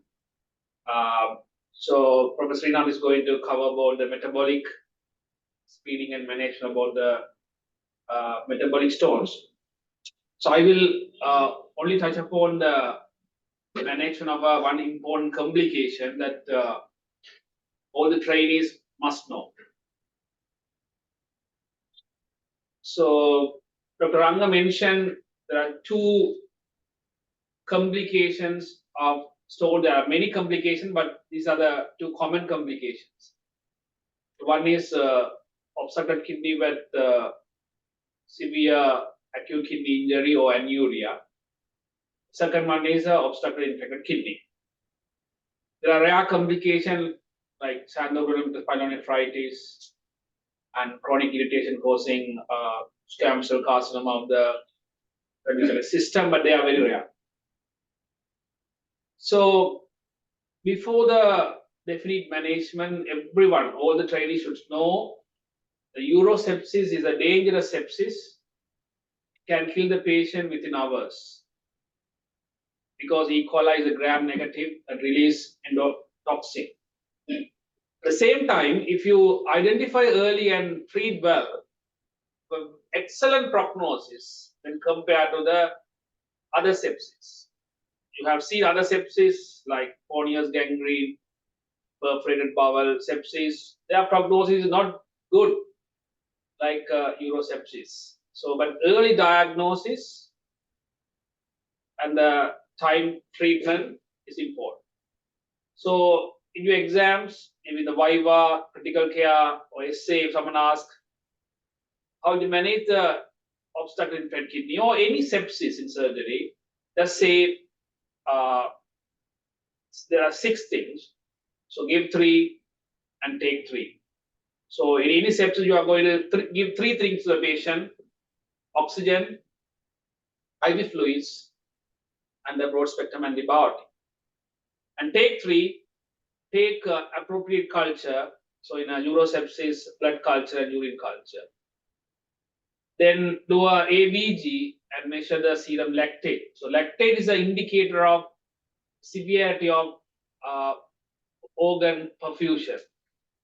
So, poor perfusion will be reflected on serum lactate because of the anaerobic metabolism. So, serum lactate more than 4 indicate, very severe hypoperfusion of the organs. More than 2 indicate there is a hyperperfusion. So, lactate decide the prognosis and guide the management. So, ABG is a must in a severe sepsis, and we have to put the catheter and monitor the urine output and try to maintain the urine output more than 0.5. So 1 ml is ideal. per minute. So everyone know about this surviving sepsis campaign, and so this is I'm talking about the 1 hour bundle. So in a 1 hour bundle, give the sepsis 6 and stabilize the patient. So it should be done either in the ward or in ICU. Then only you have to think about definite management. So give sepsis 6 within an hour and stabilize the patient. Sometime you may have to give idotropes like noradrenaline if you have given adequate fluids and patient is still have a mean arterial blood pressure, less than 65 millimeter mercury. So I'm not going to discuss about this, but please read about the new definition about sepsis and the septic shock. And also read about the Q-SOFA score. So sequential organ failure assessment score. There's an extended table and there's a quick measurement as well. And you know the component of the SOFA. So the SOFA score is 2 or more plus infection. This is a simpler definition of sepsis. So infection plus SOFA score is 2 or more. So what are the 3 components of the Q-SOFA? GCS less than 15, respiratory rate is more than 12, the systolic blood pressure is less than 100. So out of the 3, 2 is positive. With the suspected infection, then that is sepsis. So if a patient come to you with the features of sepsis like low blood pressure, tachycardic, febrile, and sometimes they complain loin pain. Sometimes they will have a fast history of stone or recent management of the stone. So history is important, the examination is important, but always think, commonest or second commonest bacterial infection is a urinary tract infection next to the respiratory tract infection. So always think if a patient is coming with sepsis, or the common source of sepsis will be urosepsis, right? So manage the patient like sepsis 6, then we have to decide on what is the definite treatment. So here you can see, you do an ultrasound scan that will show hydrocephalus hydroureter. If time permits and the patient is stable, then you can do a NC-CT for a definite diagnosis. Like this patient have a left side pelvic junction stone with perirenal fat strandings. So it looks like, and CRP was high, so more than 300, and patient blood pressure was low, tachycardic, lactate was high. So what to do? So after you give antibiotic, so this is like an abscess, pus inside the collecting system. Pyonephrosis is an abscess. Unless you remove this pus, patient won't improve. And you have to remember, just stone is blocking the kidney will have, cause renal acute kidney injury. So every minute we may be losing millions of glomeruli. But on top of the obstruction, if you have infection, the blow will be more. You are losing more glomerulus in a second. So we have to relieve this obstruction early as possible. So what are the 2 ways of unblocking the system? So either you can go through the skin, that is known as percutaneous nephrostomy, that is done under local anesthesia. But you have to remember, so we are making a small hole in the kidney. So you have to check the clotting profile, mainly the platelet count and the PTINR before the procedure. If those are high, of course, we can't do this because patient will develop more bleeding and more complications. So other way of unblocking the system is putting a stent. So retrograde JJ stenting. But most of the time, this need a anesthesia, either spinal or general anesthesia. Of course, in females, sometimes you can do with local anesthesia or with the flexible cystoscope. But ideally, this retrograde stenting is done under anesthesia. So the patient is unstable, it's difficult to give the anesthesia. So unstable patient, we prefer nephrostomy if clotting profiles are okay. Stable patient is better than JJ stenting. But again, I am going to discuss about the positives of both procedure and negatives. So we have already discussed. We have give 3 oxygen fluids. So first we had to give a rapid administration of fluid that is 30 ml per kg. So you had to give 1 to 2 liters of crystalloid. And still patient is hypotensive, then you give a vasopressor to maintain the MAP more than 65. Then you have to give a broad spectrum antibiotic. We have already taken 3 things: culture, ABG, and blood investigation, including full blood count, renal profile, CRP, ABG, clotting profile, and sugar.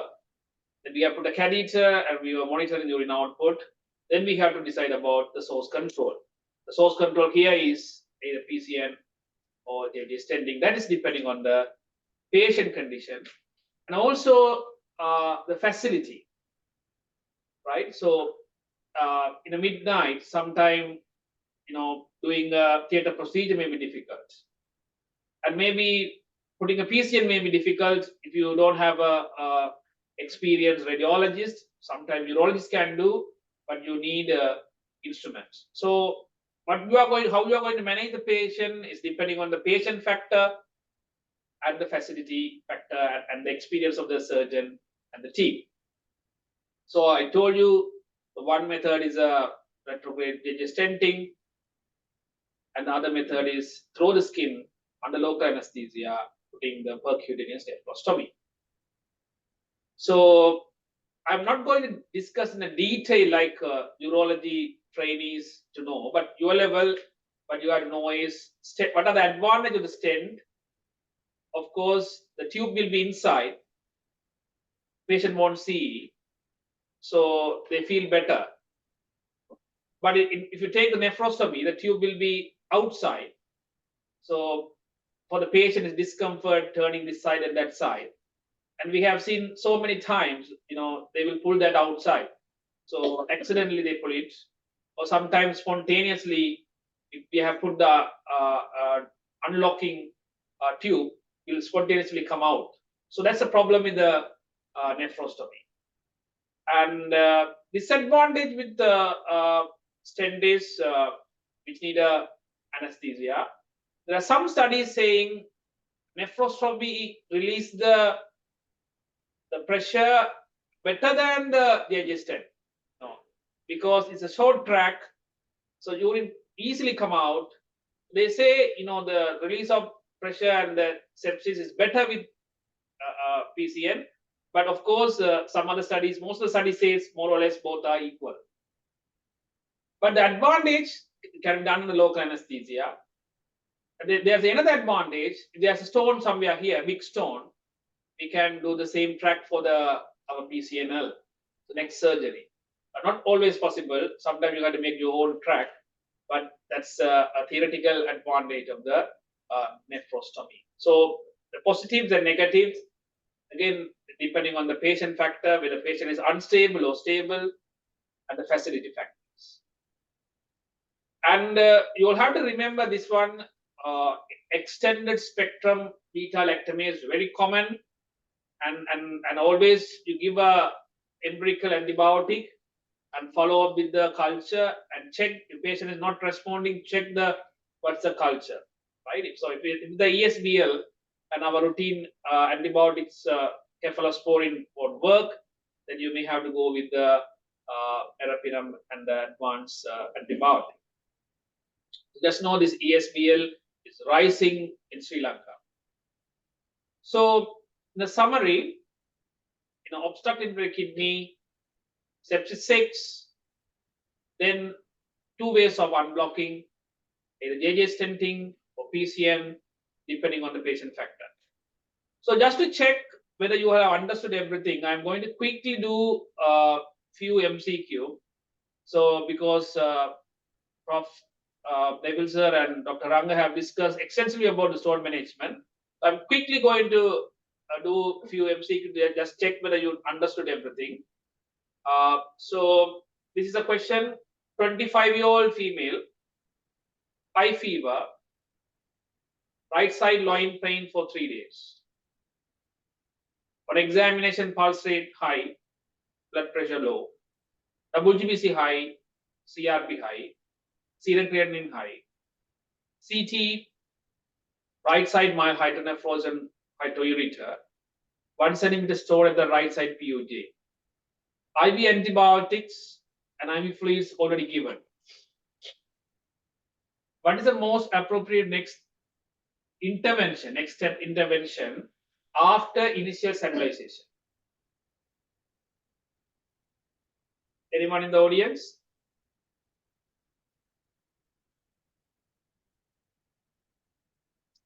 So I will ask the local audience, okay, Dr. Dardika, what do you think? Percutaneous nephrostomy.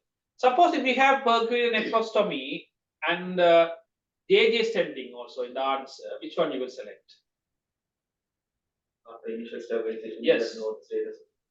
Yeah, but patient blood pressure is 90/60 after stabilization, but still patient is not well stabilized. So we still go for Yeah, so sometimes you get SBA like that. So patient is very unstable patient, PCN, very stable patient, JJ stenting. Okay, right. So next one, young man admitted to the emergency surgical unit, suggestive of ureteric colic. So this very easy question. So, but the most appropriate investigation to exclude the ureteric calculus. So HSDKUT. So we will discuss in our case discussion what are the situation. We will do a CT urogram in the stone management. And also I want to ask a question: what are the situation? You will see a obstruction, but you won't see a stone in the NCCTKUT. That's a block, but you are not seeing the stone. So we will discuss what are the possible causes later. There's a next patient, 45-year-old, reduced urine output for 12 hours. He has urgency, difficult to pass urine. There was a red color urine, likely a visible hematuria. So what is a likely etiology for his clinical presentation? Dr. Nilojan? Blood stone. Yeah, so it's a bladder stone which is tucked into the prostatic urethra or membranous urethra, which is causing this stain. Right, good. Anyone have a question? You can ask. Next one, 35-year-old fisherman presented with right loin pain, 3 months. CT, 3 centimeter renal pelvic stone. This is the density. Renal profile normal, no infection. What is the best method to treat his stone?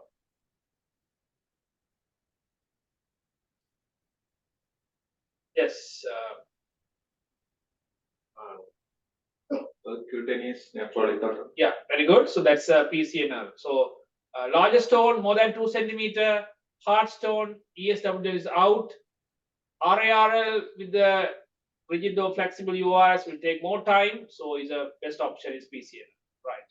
Suppose if they say this is a 1.5 centimeter stone and density is 900. 1.5 centimeter stone, density is 900. So what is the best answer? Yes, we can go for ESWL. Okay, so we can go for a ESWL, but as Prof said, ESWL is nowadays is not popular.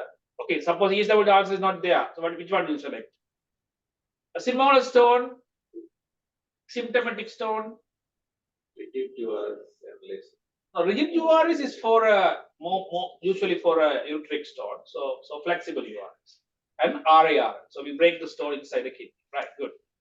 Next one, 26-year-old pregnant woman, second trimester, ureteric colic, pain settled with analgesia.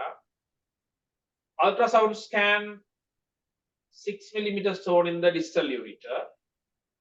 CRP normal, serum creatinine normal. So second trimester, ureteric colic, 6 millimeter distal ureteric stone. So how we are going to manage? Yes, what do you think? Danjika again? Yeah, so we can manage with medical expulsive therapy. So Prof has said that tamsulosin is reasonably okay. There's no contraindication. And we can ask them to drink a lot of water and analgesic. But to avoid NSAIDs, that can cause premature closure of patent ductus arteriosus. So yes, so this is a better answer. Suppose they say second trimester, same size stone, serum creatinine 1.6, CRP 200. Serum creatinine 1.6 and CRP 200. What is the best management? Pregnant, second trimester, obstructed infected kidney. So what's the best management? Yeah, very good. Yeah, descending. So unblocking it, right? Suppose if they say, so you have to know if you put a stent in pregnant, there's a more chance of encrustation, but sending is better. Never do any procedure breaking the stone when the patient have infection. So make the patient settle the infection. I'm talking about normal patients. Never ever break the stone when the patient have infection. Okay, put a stent or PCN, get the patient better. After a few weeks, you can manage the stone. Again, 52-year-old man, recurrent urinary tract infection. Ultrasound shows a single globular shaped bladder stone, is 8 centimeters. So what would be the best treatment in Sri Lanka to treat this big bladder stone? Again, Nilojan, what do you think? Very good. So cystoidal pecs, if you do it, it will take hours. Yeah, so it's better big stone. So better to go for a vesicolithotomy. One shot is managed, but always you have to think you may have to manage the prostate as well. So there is a place for open surgery in larger stones, right? Maybe I think it's the last question. So 24-year-old carpenter, 2-month history of left side ureteric colic, serum creatinine 1.46, CRP2, CT 1.2 centimeter mid-ureteric calculus with moderate hydronephrosis. What is the best option to manage the stone? I'm doing this question just to make sure you understood the basic principle taught by Dr. Ranga and Professor Emil Pereira. So, Rajika, what do you think? Yeah, so we can go for a rigid URS laser lithotripsy, right? Okay, so he's not having a sepsis, so we can proceed with the rigid URS and laser. Right, this is the last question. This is MCQ, right? So regarding urological disease and the best possible intervention, right? Okay. 1.5 centimeter bladder stone, open vesicolithotomy, pause, small, so we had to say cystolitholopexy or cystolithotripsy, right? 1 centimeter proximal ureteric calculi with urosepsis JJ stenting, that's true. 4 centimeter large pelvic stone, renal pelvic stone with the high density ESWL, false. You will develop more complications like Steinstrasse, and you won't break the stone in one shot. So you may have to give multiple treatment and more renal injury. So that's wrong. 4 millimeter distal ureteric calculi with normal renal function, medical expulsive therapy, true. 8 millimeter asymptomatic lower calcium renal stone, PCNL. Small stones, it's like, too much for the stone. So, you can manage conservatively, right? If it's symptomatic, yes, we have to intervene. Not by the PCNL. PCNL is too much for the small stone. Thank you. That's from this side, Dr. Rangan.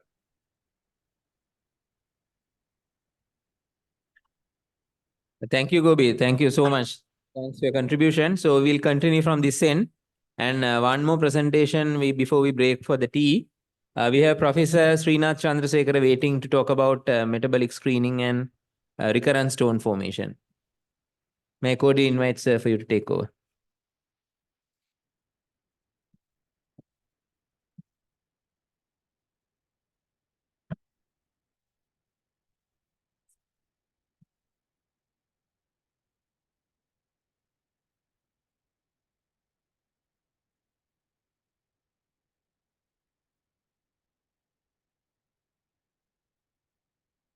Morning. It's nice to see so many young budding surgeons.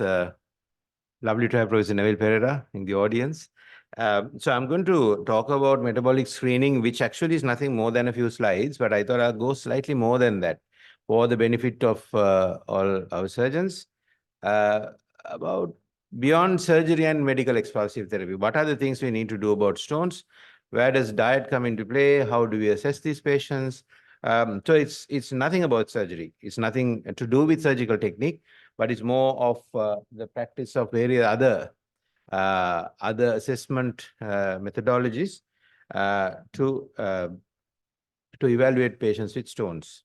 So it's 10:30. I'll try to finish in half an hour, as much as I can. So I'll keep my watch here so that I get reminded. So, this is a common problem. I won't go through statistics, but one thing I want to stress. If a person gets a stone, the minimum risk of a recurrence is 30%. This is quoted as 38 or 40% in some journals. But you can just broadly remember, we spoke about give 3, take 3. So there are a lot of 3s here. So it's another 30, right? Late 30s, 38, 40. So if there is a patient whom we are treating, who's got a single stone episode, the minimum risk of that patient having a recurrence is about 30 to 40%. Now, if in the later on this talk, I will tell you what the risk factors are. If there is a risk factor or if there is another recurrence, and the risk factors I will enumerate in a moment, this risk can go from 70 to 100%. So it's a highly recurrent disease, and we will all agree that surgery has to be the last option. You are not going to just keep removing stones as they occur. Instead, there are many things we can do to prevent these stones, and that's what I'm going to talk to you about in the next couple of minutes. We all know this happens. Stones occur in the productive age group, particularly in males, and that causes loss of income, loss of livelihood, and a huge socioeconomic impact on the family of invariably young people who are breadwinners. So this is an important problem.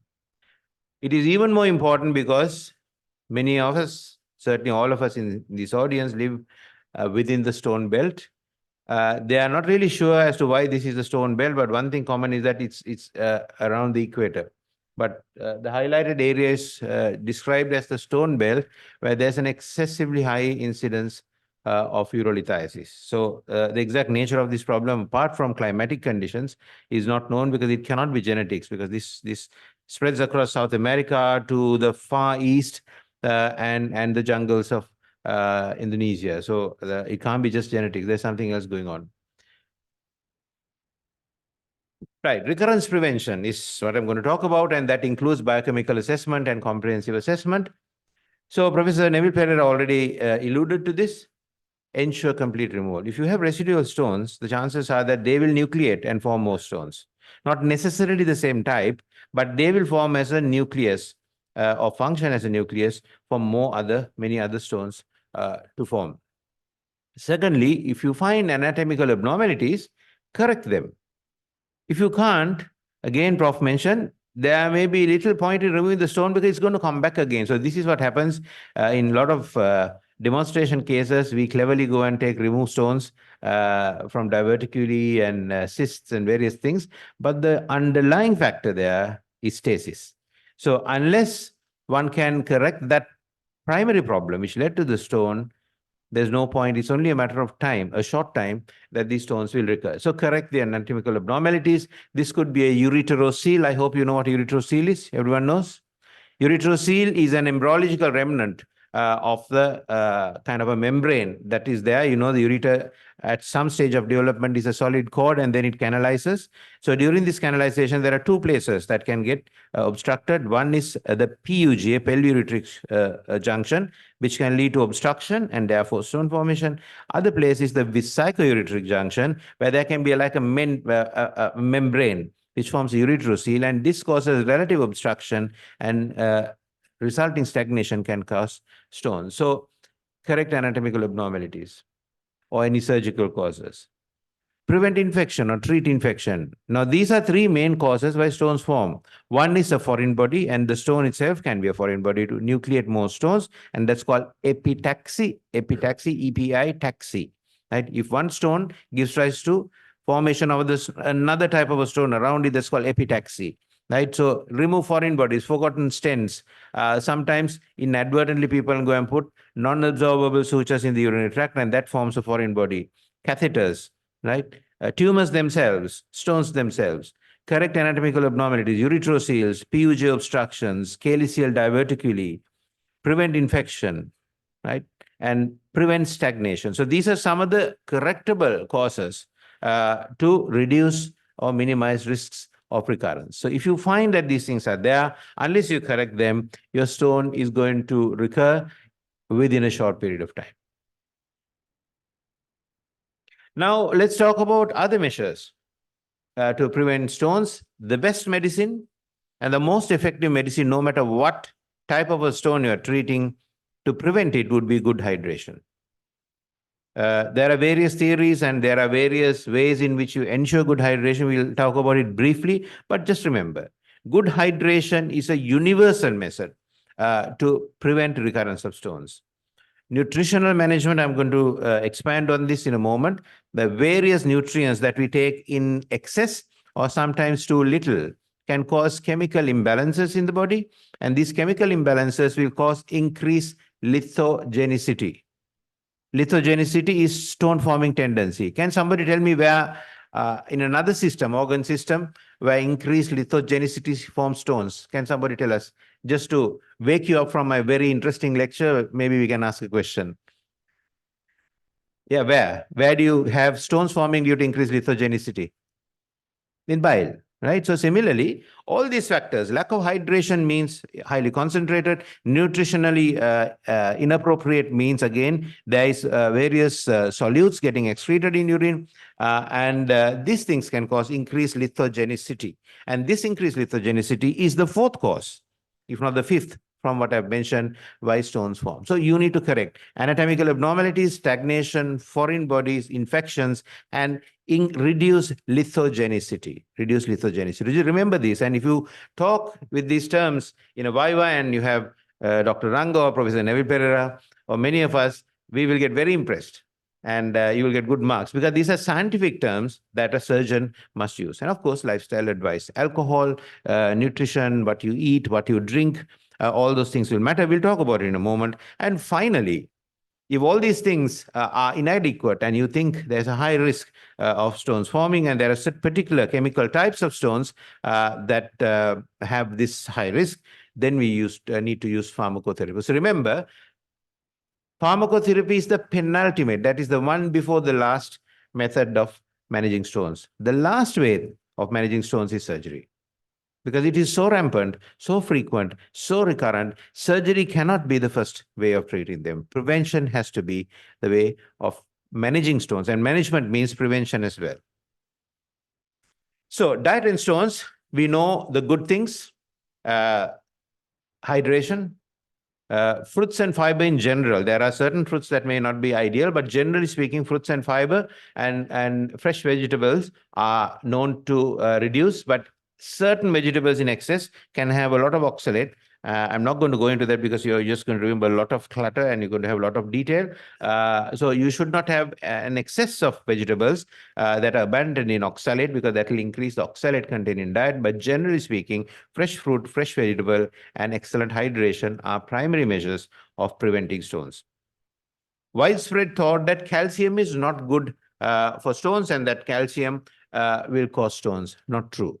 MCQ, right? Excess of calcium, overdose of vitamin D, overdose of calcium supplementation is not good. Like with everything, overdose of things can lead to problems. Normal content of calcium is important, right? And in many instances, I'm sure my three elite colleagues here, all in Slough tie, I'm sorry, I'm wearing the College of Surgeons tie. Slough will agree that calcium supplementation is a very important aspect of preventing oxalate stones, because in oxalate stones, the problem is with oxalate. So to bind this excess of oxalate in the gut and in elsewhere, we give calcium. So calcium is a therapeutic modality to prevent and treat stones. Potassium, again, I'll explain to you, has a preventive effect on stone recurrence or stone formation, because potassium by itself is a stone inhibitor, and potassium, to some reason, increases. I don't know. I'm sure there's science there, but I'm a surgeon, so I don't know all the science. Increases or enhances citrate excretion in the kidney, and therefore potassium, as opposed to sodium, which has opposite effects, has a protective effect on stone recurrence. And of course, citrate. Citrate is a very important and a naturally occurring, as well as dietary supplement or a dietary product that has a very well-known inhibitory influence on stone nucleation. So remember, good hydration, fresh fruit and vegetable, but not excess of oxalate, good amounts of calcium. And often we give calcium because we find that in these tropics, we don't go out in the sun, our vitamin D levels are low. That's a different topic. I'm not going to go there. It's controversial, but we give calcium. And calcium has a protective or a preventive effect on stones. So we don't restrict calcium. So if people ask, Dr. Halmeso Kandepada, Kiribon Nepada, low fat gandone, the low calcium, this, that, I say, no, take normal calcium. In fact, in my personal practice, and many, I'm sure my colleagues will agree, we give calcium. We sometimes even give vitamin D, because in Sri Lanka, we find lots of people have low vitamin D with stones. Potassium and citrate. Of course, we don't need much debate to agree that high protein content can cause renal problems, and also high protein content, especially animal proteins, have a lot of purines, and these will result in uric acid excretion in the kidneys. And high protein diets not only will result in a higher risk of uric acid stones, particularly red meats, and also to some extent oxalate stones. Excess animal proteins, again, due to purines and uric acid, has a tendency to elevate or increase the risk of uric acid stone formation, and excess salt. So potassium and salt have opposing effects on stone formation and stone recurrence. So we generally advise people to take normal amounts of salt. Again, this normality is what is important. You don't restrict salt, you don't restrict calcium. Normal amount, excess salt is not good. We'll talk about it as to why that is so. So sodium and potassium have opposing or opposite effects on urine composition. High sodium intake, more than 3 to 5 grams a day, leads to stone formation, because sodium is said to reduce citrate excretion due to various buffering and other balancing effects that occur in the kidney. And also, it is said to increase the risk of sodium urate crystal formation. I've given the references because if you ask me how, I do not remember that part of my biochemistry. But I've given you the references here. Please write them down if you want to just out of interest. I don't think that's important for your exams, but if you want to read, I've given you the references here so that you can read more about it. Potassium in many ways has a protective effect on stone formation. It increases citrate production, decreases calcium absorption from the gut, and many more things. So just read about it. You can type these things on your phone and just Google it, and you'll find the abstract. And just out of interest, when you're having a sandwich or having a cup of coffee, if you want. But if you don't, if you remember these two statements, sodium is not great, potassium is great, but within limits. In excess, all these things can be damaging. Few words about protein intake. Protein intake will enhance cysteine and methionine excretion and the content of sulfur in urine. Increased acidity in blood is buffered by bone. So high protein will cause increased tendency for acidemia or acidity in circulation. This gets buffered and therefore results in bone mobilization, which means calcium mobilization, and therefore there be relatively high calcium amount. So I'm talking about excessive protein intake. Please remember, I'm talking about excessive protein. I'm not talking about normal protein. Normal protein is essential for good health. Excessive, some people eat a whole chicken or, 500 of mutton or you name it, huge amounts of proteins. And they start building bodybuilding and they take all sorts of protein supplements. That is bad. Normal amount of proteins is necessary. So don't confuse between normal requirement and excess. Same with calcium. Normal calcium amounts are necessary, sometimes even a bit more to supplement because our calcium levels can be relatively low. Excess is bad. Excess protein is bad. Excess animal protein is bad. So the key word here is excess. Animal protein, again, there are nuclear products that are broken down, purines, which lead to uric acid, and this causes increased uric acid production or excretion in urine, which causes a tendency for uric acid stone formation. And this, if I have patients with uric acid stones, I tell them, Vandala kiyannang, liyala kiyannang, and I write it and underline it. Vandala kiyannang, this will come back 100%. Unless you change your lifestyle, unless you take medications, unless you do something, especially Prof will agree that we see a lot of uric acid staghorns now. Gone are the days when we have infected stags. I think there's published data from many centers showing that the staghorns, less than 3% of, or less than 5% of all our stones are infective stones now. That's because of good health care. Right? It used to be huge amount of infective stones in the past. 50 years ago, most of the big stones that the surgeons had to do would have been infective stones. Now it's less than 5%. But we see oxalate. We come to that, Prof. Put that slide in his presentation. We see a lot of uric acid stags, a large number of them. And that's when we say, Vandala kiyanna, liyalama denna, you're going to get this 100%, and they do. Right? And the only way to prevent that is to control their diet, control metabolic syndrome, and give them medication. So this has 100% or a near 100% recurrence rate, especially when stones are bilateral, if not large. Animal proteins you've spoken about, references given. Even for us surgeons, it's good to read a bit about them because in an elite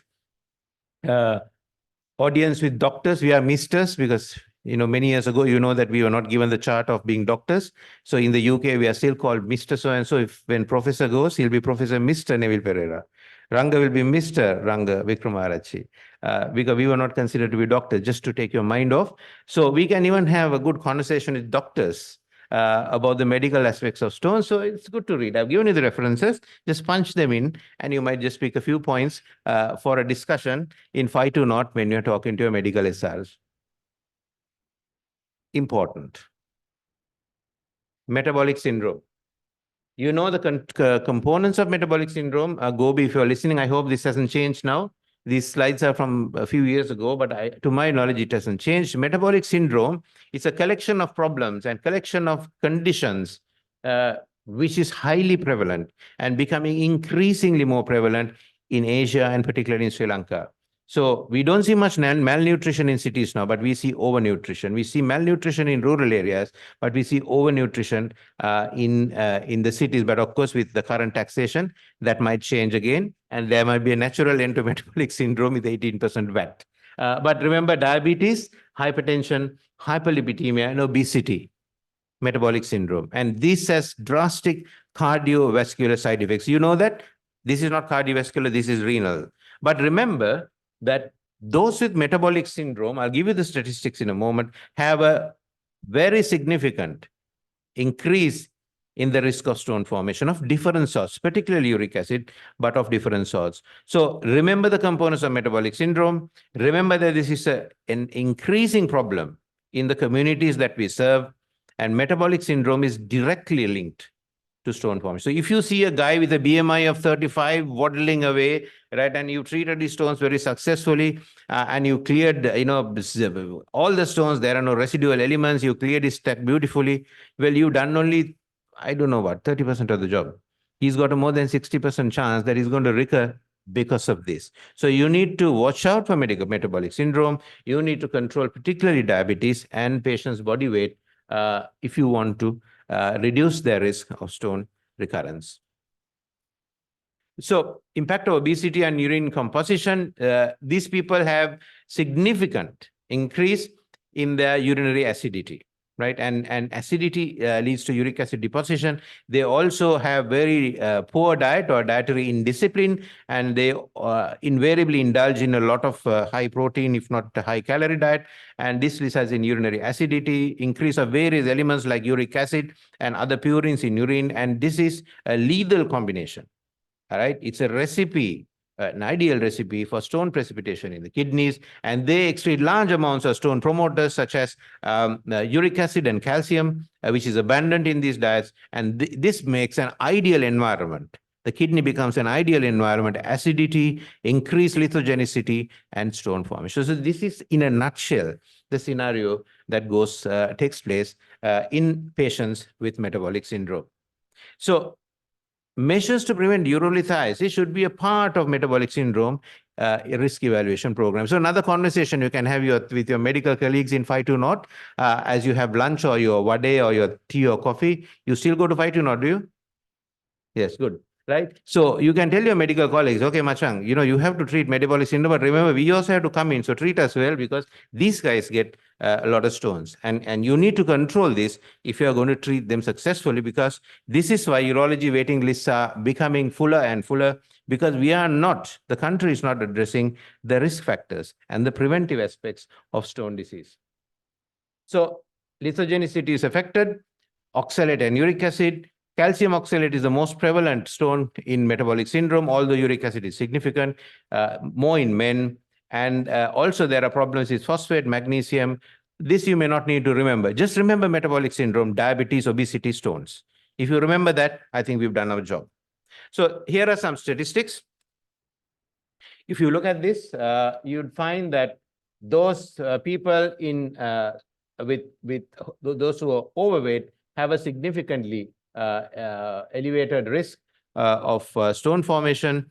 And you don't need to remember these, but if you remember the principle that metabolic stone is a recipe, an ideal recipe for recurrence of stone disease. If you remember that, this is enough, just the data to show you, to give you the visual impact that these things have been figured out and estimated and quantified, and it's good for us to know the principle. Long list, but important. Now, who are high-risk stone formers? Now, in our communities that we treat, we have two groups of people. We have high-risk stone formers and average. There are no low-risk stone formers. We all have a 1 in 10 chance of forming a stone, all of us. But there are people who have a higher risk. And then we've got a very high risk. Now, these very high-risk groups are given here. There are general factors, there are diseases, there are genetic issues, and there are drugs and anatomical openness. So 5 components, right? This is from EAU guidelines. This is a fairly old one, because now the new guidelines, the format is different. So you need to dig into different components to find this, but I don't think this has changed. So the general factors, anatomical factors, drugs, genetics, and diseases. So general factors are, if you have young patients, obviously there's more time for them to form. Bilateral stones, familial stones. I'm not going to read it out, because you can either photograph this, Google it, or you can go to EAU guidelines and you'll find it, right? Solitary kidneys have a higher risk, right? And if you have residual stones, you have a high risk. If there are uric acid elements in stones, it's a very high risk, right? Uric acid has a very high risk of recurrence. And of course, diseases that cause lithogenicity, hyperparathyroidism, calcium phosphate issues, metabolic syndrome we discussed, nephrocalcinosis, there's a problem, renal tubular acidosis, sarcoidosis, these are the diseases. There are various genetic problems. I will leave it at that. I don't think we can remember all that, but remember there are genetic issues. And of course, anatomical problems, obstruction is the main thing, right? There are micro problems and there are macro problems. Medullary sponge kidney is a micro problem at renal tubular level, whereas PUJ obstruction or ureterocele, or for that matter, bladder outflow obstruction. Gobi mentioned about large bladder stones, that's due to bladder outflow obstructions. Anatomical problems, calyceal, diverticularly. So just remember that there are high-risk stone formers. And what I want you to remember particularly is single kidneys, children, bilateral stones, residual stones, and uric acid. These are the elements that we need to remember. So single kidney, bilateral stones, children, uric acid stones, right? And then there are anatomical issues. They carry a high risk. There are genetic issues, yes. And there are other problems, other diseases, you'll remember this. So you don't have to memorize this. I can't. you can't probably do that either. But just remember that there are high-risk stone formers. So now we come to metabolic evaluation. Now, in average, low risk, I would withdraw that term there. In average risk, every stone patient must have a urine analysis. Every stone patient, if the stone can be retrieved, so that's why we say in medical expulsive therapy, we say try to catch the stone. I even give them a glove. You know, we have examination gloves in all our clinics now. I give them 1 or 2 gloves and says, keep this in the pocket. If it falls into the toilet, put the glove, pick it up and come. Because the analysis of the stone, whether it's oxalate, whether it's a mixed stone, whether it's a uric acid stones, will give us huge insights as to how we are going to prevent that. So urine analysis, culture, as well as microscopy, looking for crystals. Now, oxalate crystals are abundantly present. So oxalate crystals, unless you have oxalate stones or other risk factors, are not considered particularly a high risk factor. But if you find uric acid crystals in urine, that's considered to be a very, very high risk because that shows that the urine is saturated with uric acid. So urine analysis and culture, stone analysis, and a renal profile. Now, renal profile is fortunately now available in the state sector. Till recently, we couldn't get a renal profile properly. But that includes a creatinine, electrolytes, that is sodium, potassium, phosphate, calcium, and uric acid. So these 5 elements must ideally be we understand that there are resource poor settings. That's okay. But in your exam, you're not supposed to talk about resource poor. You can put that as a side comment. You are supposed to mention what is correct. And there's a high chance of you all getting GU related questions because it's a large bulk of your syllabus. So these things must be done. And if you suspect infection, as Professor Neville Pereira and Gobi said, look at do an inflammatory marker. But that's not for the metabolic workup of stones. That is to look at the inflammatory or the infective element. This is essential in all stone patients, stone analysis included. And when it comes to stone analysis, remember, biochemical analysis is now obsolete. Right? In our times, it couldn't be done even biochemically, but they used to just dissolve it and then look at various components. That's of no use. Now they look at the crystal structure using infrared spectrometry. It's available in Columbia University and Peradeniya University and many other private centers, not awfully expensive, but a little expensive. And one is supposed to look at the crystal structure using infrared spectrometry. And there are other techniques, but commonly used technique is infrared spectrometry. And please remember that. So we don't do just simple biochemical, because calcium can be present or phosphate can be present or uric acid can be present in different crystal structures. And that structure will determine the risk profile of this patient. So it's infrared spectrometry looking at crystal structures. Let's come to high-risk stones. In addition to the average risk analysis, they are also supposed to have a 24-hour urine measurement or collection for measurement of all the elements that cause stones. Now, that includes calcium, oxalate, phosphate, citrate, uric acid, and creatinine clearance. So you're supposed to do all that.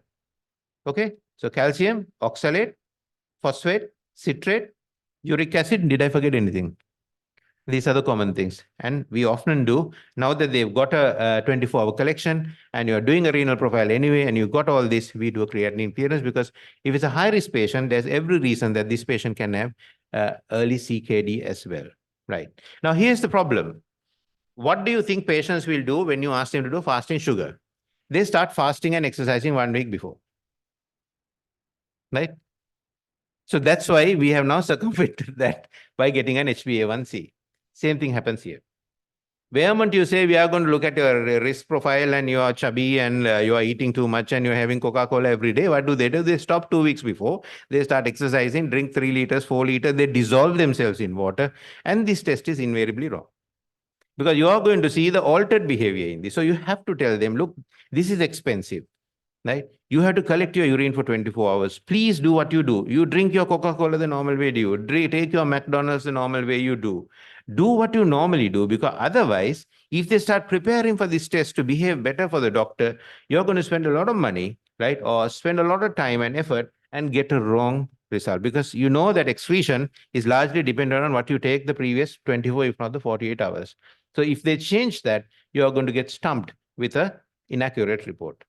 Now, the role of PTH, and of course, don't have to remember normal values here, because each lab will give the normal value. There are problems here, because we will all agree that We used to do a lot of metabolic assessment, but in Sri Lanka, either it's because of a technique or patient behavior, as I mentioned, whatever reason, the pickup rate is very low, right? But that is for expert and slouch discussion. As far as your exam goes, you're supposed to do this, stop there, because we are now preparing registrars for core knowledge, right? So core knowledge goes, we have to do this for high-risk patients, and you know who these high-risk patients are. Are you okay with that? Right? What the problems, the practical problems, that's a different matter. That is when you become SRs in urology. For now, you remember this. Now, PTH is only if you have a clinical suspicion of bone lesions and all the clinical features of hyperparathyroidism or hypercalcemia, or you find a high serum calcium, then you do a PTH. And of course, in children, sometimes you find various other problems. It's always good in this scenario to get a good nephrologist on board to see what's going on. So this is what you need to do. Stone analysis in everyone, urine analysis in everyone, renal profile in everyone. But when it's high risk, bilateral, recurrent, high risk, the categories which I mentioned, then you're supposed to do an extended or a comprehensive evaluation. Okay? Yeah, time is almost up. So traditional data, which is now actually different, this is from our own unit. We find that almost 35% are uric acid stones, 57% are oxalate. These figures have been mirrored from National Hospital, from my colleague Anuruddha, and many others. And we find that now this number has gone up to 400 or 500 stones. We find that the pattern is pretty much the same. Large number of uric acid stones and large number really. Don't remember this figure. These are local figures. Don't quote local figures. Quote published figures. This is my experience. Prof will have a similar experience, but these are local figures. You can quote published figures. But remember that there are exceeding numbers of staghorns that are uric acid and oxalate. Same again, of these stones, what is important is the majority of these stones are mixed. So they have an element of oxalate monohydrate, oxalate dihydrate, uric acid, everything. So it's not just one type, right? Only a minority of patients will have kind of pure stones. Many of them have mixed stones, which means the etiology is mixed. It's just not one factor. There are many factors that add on. And I quote Anuruddha, my colleague from Colombo South, who used to always say that our urine is always lithogenic. Every animal has lithogenic urine. What happens is, in addition to that lithogenicity, you go and add one or two more factors. Less hydration, poor diet, some biochemical abnormality, anatomical. So that's what makes us form stones. So our urine is always beyond the saturation coefficient. We have supersaturated elements in urine. So you go and tip the balance by adding more factors into this. And that's when you start depositing stones. So this again, Prof mentioned this, a majority of stones, staghorns are oxalate. And this uric acid stag number, I think since Anuruddha published his data, may be different. There are large numbers of uric acid stag. These are staghorns, not just stones, right? I'm talking about staghorns, branching large staghorns. And prevention key steps, hydration, right? And circadian drinking. That means ude havasa bonnone. There's no point drinking 3 liters of water in the morning and forgetting about it. You must have constant intake of water, right? By the glass. There's no point taking 2 liters in the morning and nothing after that. But that will just flush off, right? Circadian drinking. So the best way to assess good hydration is not by measuring the hydration. A lot of people, stone experts, biochemical experts say, measure the output. They must have at least 2 liters of urine output. For that, they may need to drink 2.5 or 3 liters of fluids. And water should be taken in abundance. And there should be a diuresis of more than 2.5 liters or 2 liters in an average adult, more than 75 kilograms. Maintain low specific gravity. How do you tell them to titrate urine composition? You tell them, look, watch your urine. If it's light colored, we can't say champagne in Sri Lanka. It's very expensive. We can say cream soda, that too with VAT is expensive now, right? So you say your urine should be light in color. It should be cream soda-like, or it should be very pale. If your urine is dark, then watch out. But remember that some medicines make our urine dark. So you need to keep an allowance for that. And consumption of soft drink. I have nothing against fizzy drinks and Coca-Cola and Pepsi. Some of these reps are sometimes known to us and their classmates, but this is poison. It's absolute poison. right? Fizzy drinks and preserved drinks with preservatives and fast foods are absolute poison when it comes to stones. I'm sure my colleagues here, Prof, will agree on that. People talk about this a lot, and you need to ask these people to completely stop consumption of fizzy soft drinks, especially. No disrespect, the brown one, which is very, very toxic in terms of stone formation. We have already mentioned this. Common sense diet, vegetables, animal protein to reduce oxalate, reduce sodium, normal levels of calcium. Metabolic syndrome is very important, right? Again, nothing against McDonald's. We all enjoy this occasionally, but this cannot be your regular lunch. This means you're going to visit the stone center in NHSL, if not elsewhere, very frequently. Get your patients to be mindful of the diet and body weight. Finally, to wind up, you don't need to remember this. You can take a photograph, but remember, in general, alkaline citrate is good for all stones. Any stone, it has a favorable effect in preventing stones. Allopurinol is not only preventive against uric acid, actual allopurinol in certain instances will dissolve uric acid stones. I have had 1 or 2 patients, I remember vividly, that large stones not fit for surgery. We gave allopurinol, bicarbonate, citrate, and in about 6 months, the stone disappeared. You get occasionally patients, I'm sure we have all had, where stones disappear. Allopurinol is good for uric acid as well as prevention of oxalate stones. Calcium in normal amounts. Replace calcium when calcium levels are low, if the diet is deficient in calcium. Bicarbonate, again, is another good drug. For CKD, it's very good. It's excellent for uric acid because it lowers or alkalinizes urine, which is inhibitory against uric acid stones. It is in some way thought to be good for oxalate stones as well. And thiazides are now not commonly used. Prof might comment on this, but we used to utilize a lot of thiazides, but that it has a diabetogenic effect. To my knowledge, thiazides are not being spoken of very much, even in various international stone fora. But well, theoretically, thiazides are good because it reduces hypercalciuria for oxalate. So remember, citrate, allopurinol, bicarbonate, and calcium. These are all therapeutic modalities when all your other measures. So don't start here. You should finish here by trying to give pharmacotherapy to prevent stones. Your starting point should be the rest of what I said: hydration, good diet, weight control, and other nutritional and preventive measures. So thank you very much. There are regional variations, which I don't think is particularly important. One big problem is poor compliance. What I said is ideal for a lecture, but very difficult to practice. And it has been published that compliance when it comes to dietary control for prevention for stones is not ideal, but it must always be attempted.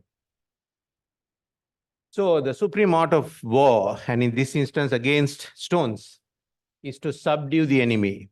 That's nutritional, not to go to war, because going to war is surgery. It's not the supreme art because this is so recurrent. So we need to somehow dampen the enemy. We need to somehow block the enemy. We need to retard the enemy. And that is through metabolic and dietary manipulation. Thank you.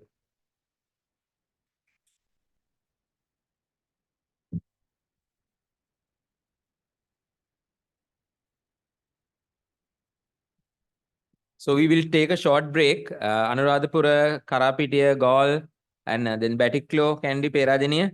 We'll stop for a small break and we'll be back in 15 minutes.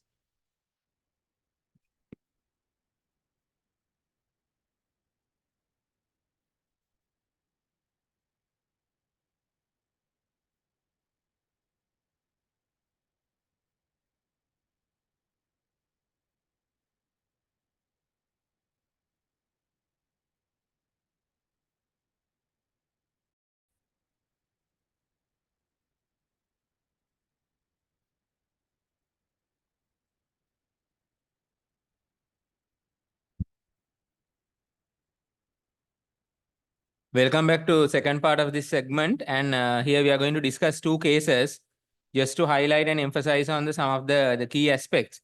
So to take things forward from here, I would invite Dr. Munipriya Villararachi and Dr. Sasi Kumar, 2 surgeons from Polonnaruwa and Hambantota, urological surgeons, to take you through the cases.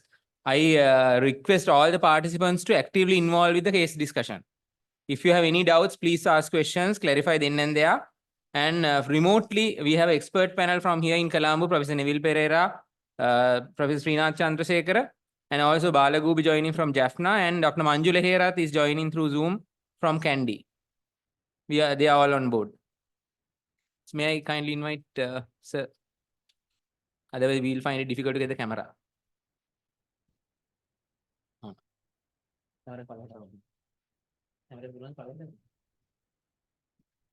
We'll get the camera down. Yeah.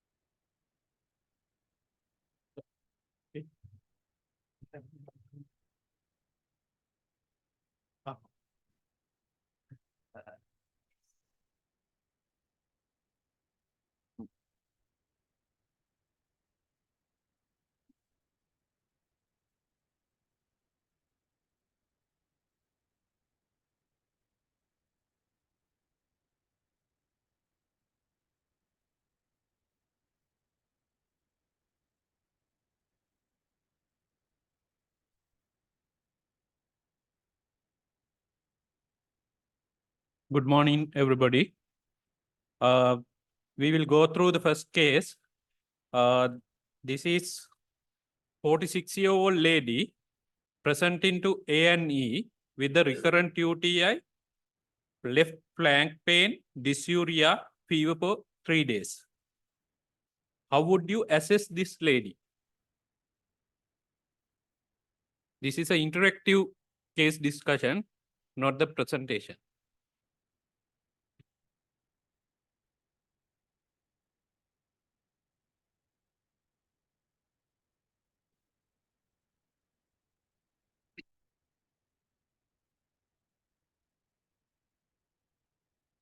The patient with UTI and the history for 3 days duration online data start with the history taking and the follow-up examination, and if the patient is on examination on presentation, the patient if it's on presentation.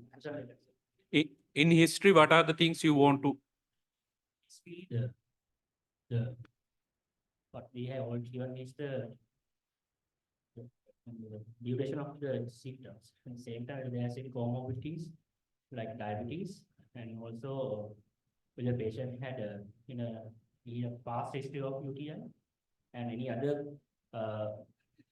causes other than the UTI to cause the flank pain, because he is 56-year-old, so I'm doing exclude DDs. And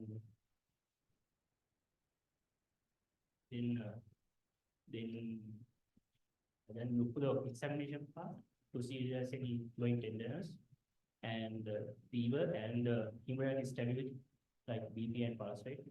And then the history of the patient is producing adequate urine output.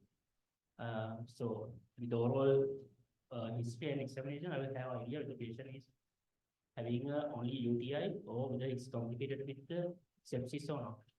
So then my management depends on the patient's overall presentation, whether the patient is sepsis or it's just a UTI. Right. In history, we need to elaborate in the colic versus dull pain in the flank pain and the symptoms of UTI and past surgical history, especially the urolithiasis is important. And the past medical history, diabetic and the renal impairment, and drug history, allergies, and the family history of urolithiasis. So, in expert, sir, what do you think?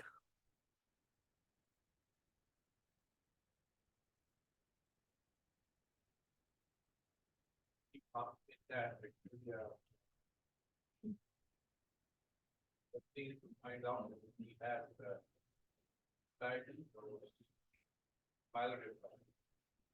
So Maybe kidney, or it may be the poor blood emptying and problem of stasis, urinary stasis there with ascending infection. So I would ask a few more questions like, whether he has had low tract symptoms in the past and poor stream, dribbling. Apart from already what is asked there. So I would say that the focus history should concentrate on the kidney and also to the blood outlet. Okay. Because any infection, these both places have to be investigated clinically and.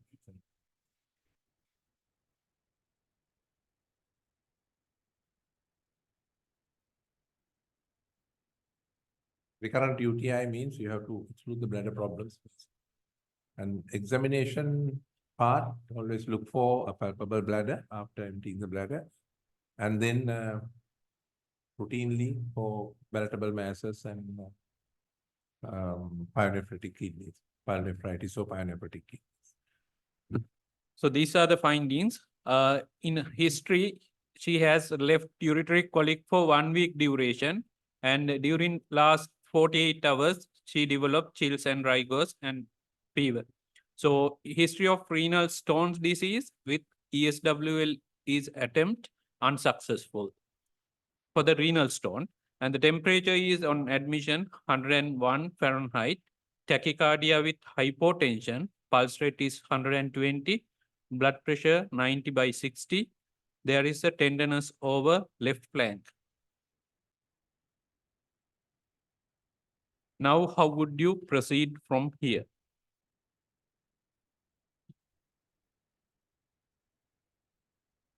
So I first want to start with resuscitating the patient.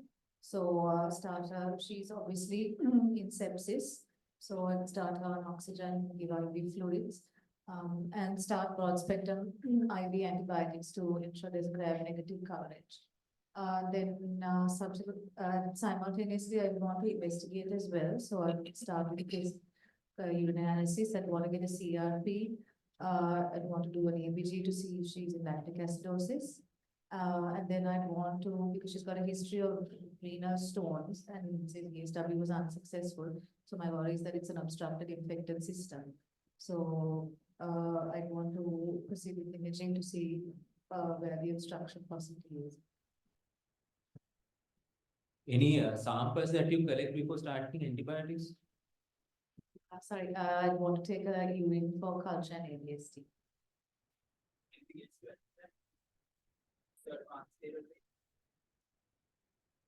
Blood culture.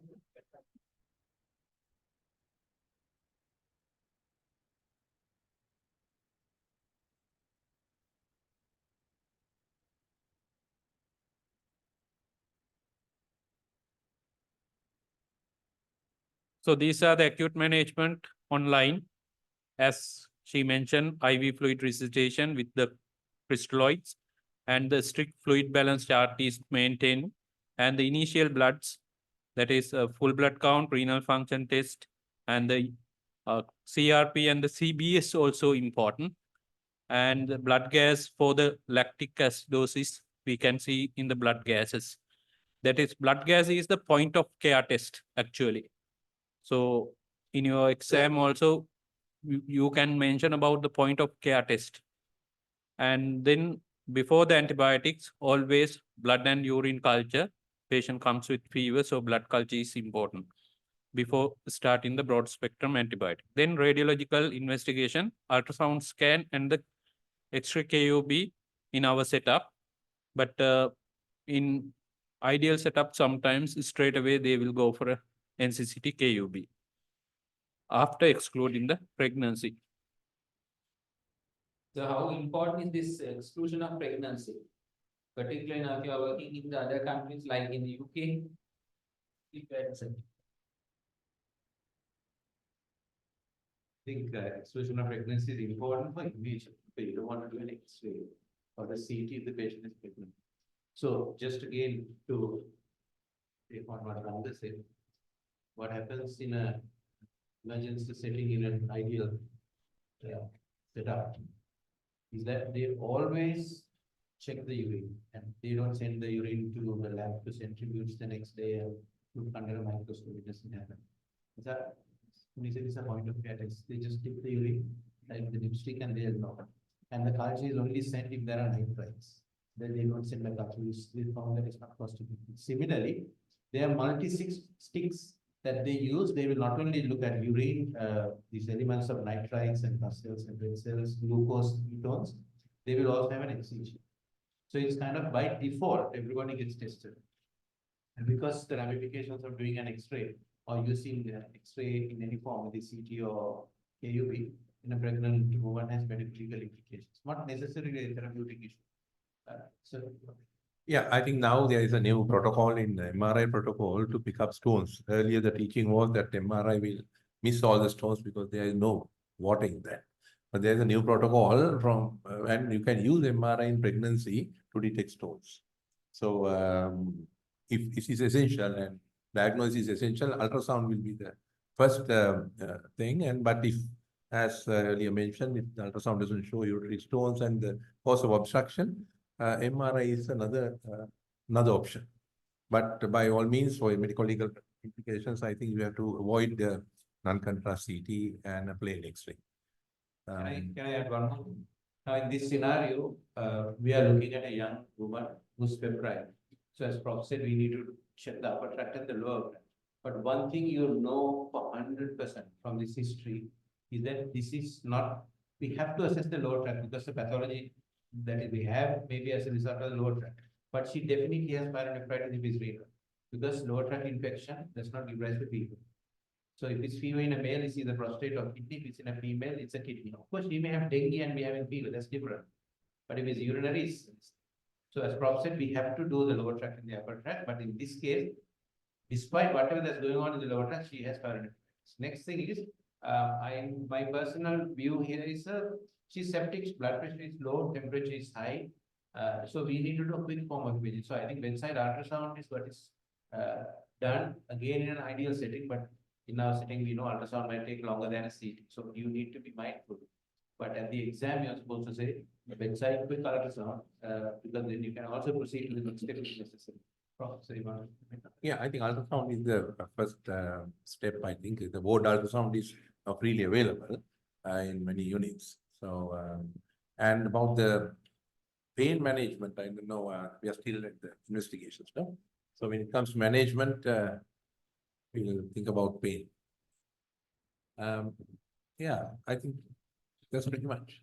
And Manjula sir, from Candim, Dr. Manjula Herath is there. So, sir, yeah, that's true. Actually, this patient need a catheter because his blood pressure is low. You need strict output measurements.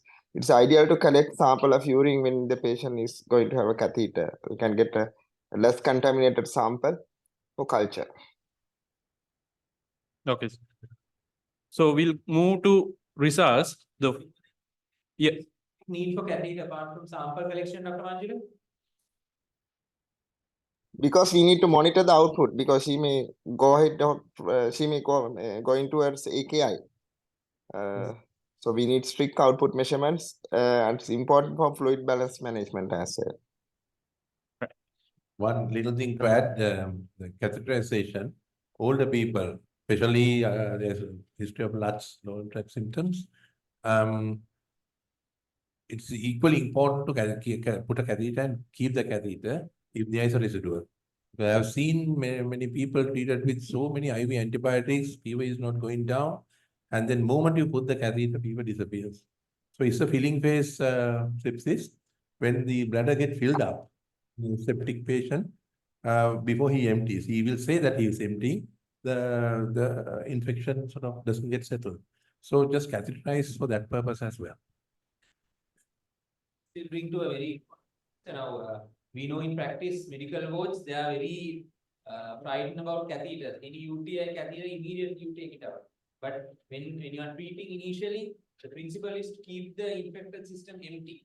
For that purpose, I think the catheter is very useful in the initial phase. Physicians hate catheters for some reason. They just wait for the catheter to come out.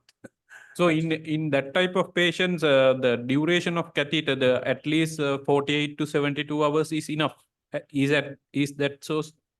Yes, depends on whether he has had LUTs in the past, because we had a large residual. When you put the catheter, the residual is about 1,000 or so.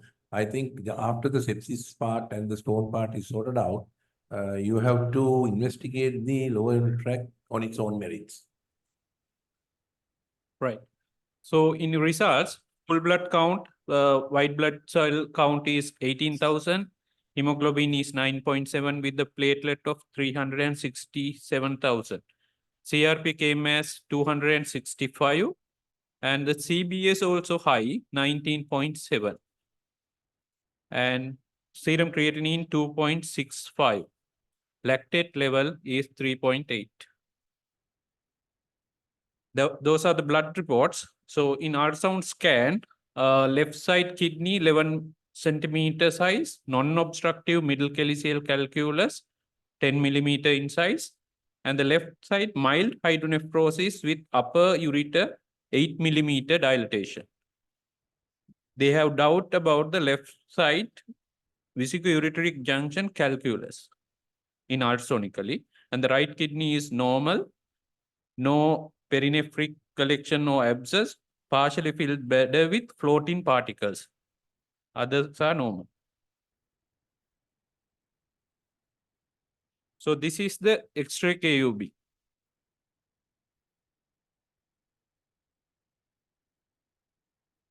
So in X-ray KUB,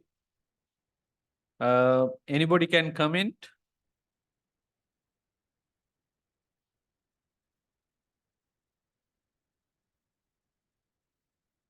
I could be, I could be able to see a small renal stone in left kidney. Otherwise, tracking along the ureteric pathway, I am not able to see any ureteric stone. Are you happy about the exposure of the? Yes. Why? We could clearly see the outline of the kidneys, as well as it's fairly good, this adequate exposure, I think. To say the adequate exposure, usually we see the psoas muscle, shadow of the psoas muscle. So we can see. So, but the problem is bowel preparation. Right. Anyway, there is a tiny whitish area here. So I have marked with the arrow. And other one is the renal calculi. So that is why in ideal setup, they don't go for a X-ray KUB. So we can't see the tiny calculi. So they have done this NCCT KUB. So this is the NCCT KUB. Anybody can comment?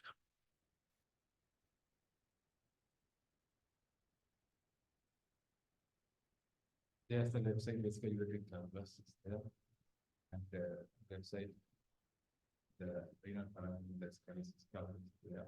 It's not possible since we are studying. So most possible causes for the left side basically ureteric calculus obstruction. So in CT, these are the findings. The small 4 millimeter left vesico-ureteric junction calculus without significant dilatation of the upper tract, and 12 millimeter left interpolar non-obstructive renal calculus. So patient's vitals improved after resuscitation, but anyway, patient's fever is ongoing. Initially 101 Fahrenheit, now 102. How would you proceed?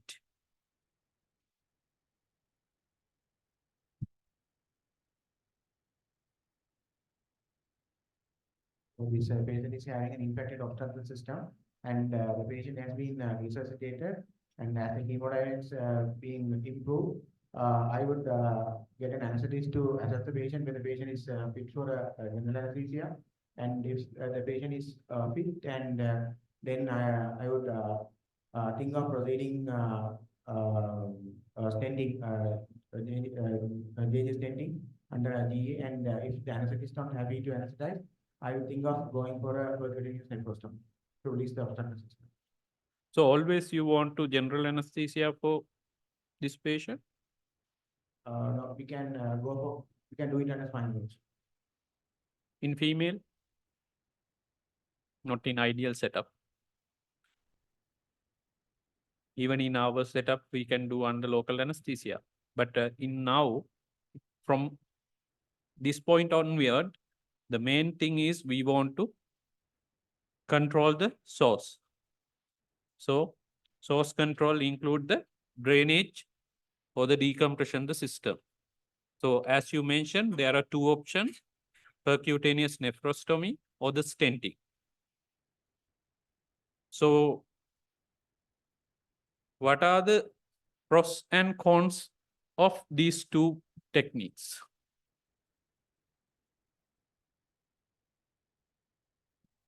I think Gopi had elaborated on this aspect in detail in his presentation, so we can see whether they.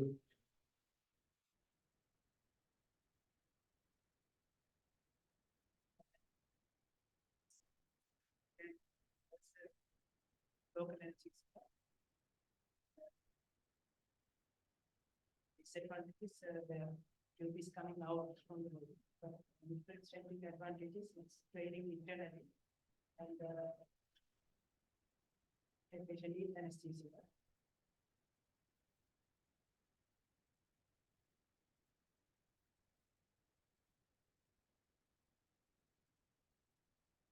So with time, I will move. So these are the things. So in nephrostomy, we need some dilatation of the system. So otherwise radiologist will say system is not dilated, we can't put the nephrostomy. So other thing is patient should not on anticoagulant. Coagulation should normal. So we have to do the PTINR and then patient should cooperative and the patient can lie down the bed. Otherwise, they can't do the procedure under local anesthesia. Last one is the BMI. So if it is a obese patient, very difficult to locate and identify the dilated system through the ultrasound scan. And the other thing is the length of the needle might affect. So those factors will give whether the patient is suitable for nephrostomy. Munina, apart from this patient stability and all these factors, what is the key aspect that you would consider which one to choose in ground level? In a septic patient or this patient? This patient. So patient stability is the most important. The vital stable. Vital factors should be stable, especially the blood pressure should be stable enough. And the other thing is whether the facilities are available in our hospital or not. Exactly. That is the bottleneck in sometimes in our grounds there. So in stenting, again, usually patient should fit for anesthesia. That means general anesthesia or the spinal anesthesia. Other thing is the no pelvic pathology or impacted stone in the barrier because patient is in sepsis. So if the stone is tightly impacted, we can't use the ureteroscope in septic patients. Can I just ask from the audience, what do you mean by an impacted stone? By definition, anybody?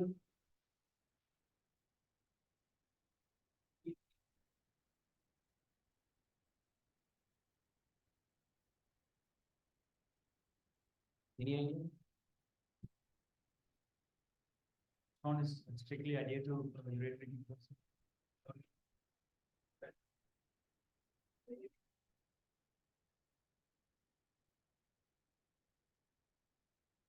By definition, if it is impacted stone, you will see contrast not passing beyond the stone, either the antegrade or retrograde fashion, depending on what you perform. If you are just injecting retrograde, then contrast should reach beyond the stone from below. Or if you are doing a urogram, CT urogram or urogram, then when you inject the contrast intravenously, that should drain down the below the stone. That is by definition, but we may not do a contrast study here. But that's a different story. But for the definition purposes, impacted stone is a stone which will prevent passage of contrast beyond the stone. So we have sent the patient for radiologist. Radiologist said there is no adequate dilatation in the system to put percutaneous nephrostomy. So other things are the radiologist will refuse patient sepsis-induced coagulopathy or the unavailability of the instruments, or the sometimes we don't have the percutaneous nephrostomy tubes in the hospital. So in that case, radiologist will refuse the PCN insertion. These are all practical issues, but in the exam, you should talk about the ideal setup and the ideal management, right? So what Ideal is next? management, yeah, just one comment. Ideal management, if the infected obstructed system, always say PCN. Because we have so much of difficulties with the radiology department to put PCNs. In other countries, you have high WPCDC, high CRP, high lactates. You suspect the infected system, within half an hour, there will be a perk inside. Whether it's dilated or not, they don't care. Because you put a 8 French PCN tube against a 5 French GS stent, and there is a possibility that you must struggle during anesthesia, that it might not go. It's an impacted stone. Sometimes it's really stuck and the mucosa also grows over there. So, ill patient, PCN is the first thing. Infected obstructed PCN, and then you proceed with, once the sepsis settles, you proceed with the other things. So, as an answer, you have, I think that is the first thing to say. Manjula, anything to add from Candy?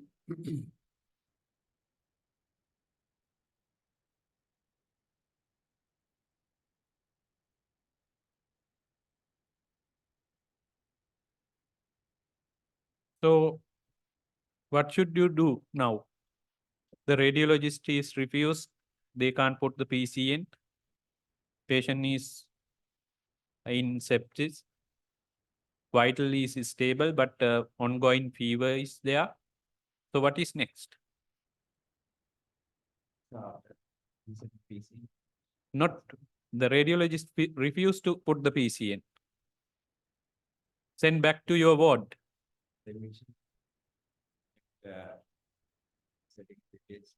So retrograde the stenting. Okay. So arrange retrograde left ureteric stenting.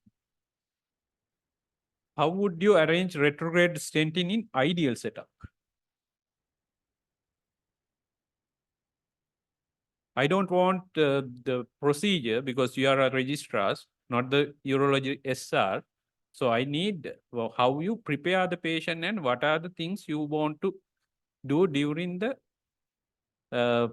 before sending the patient to theatre.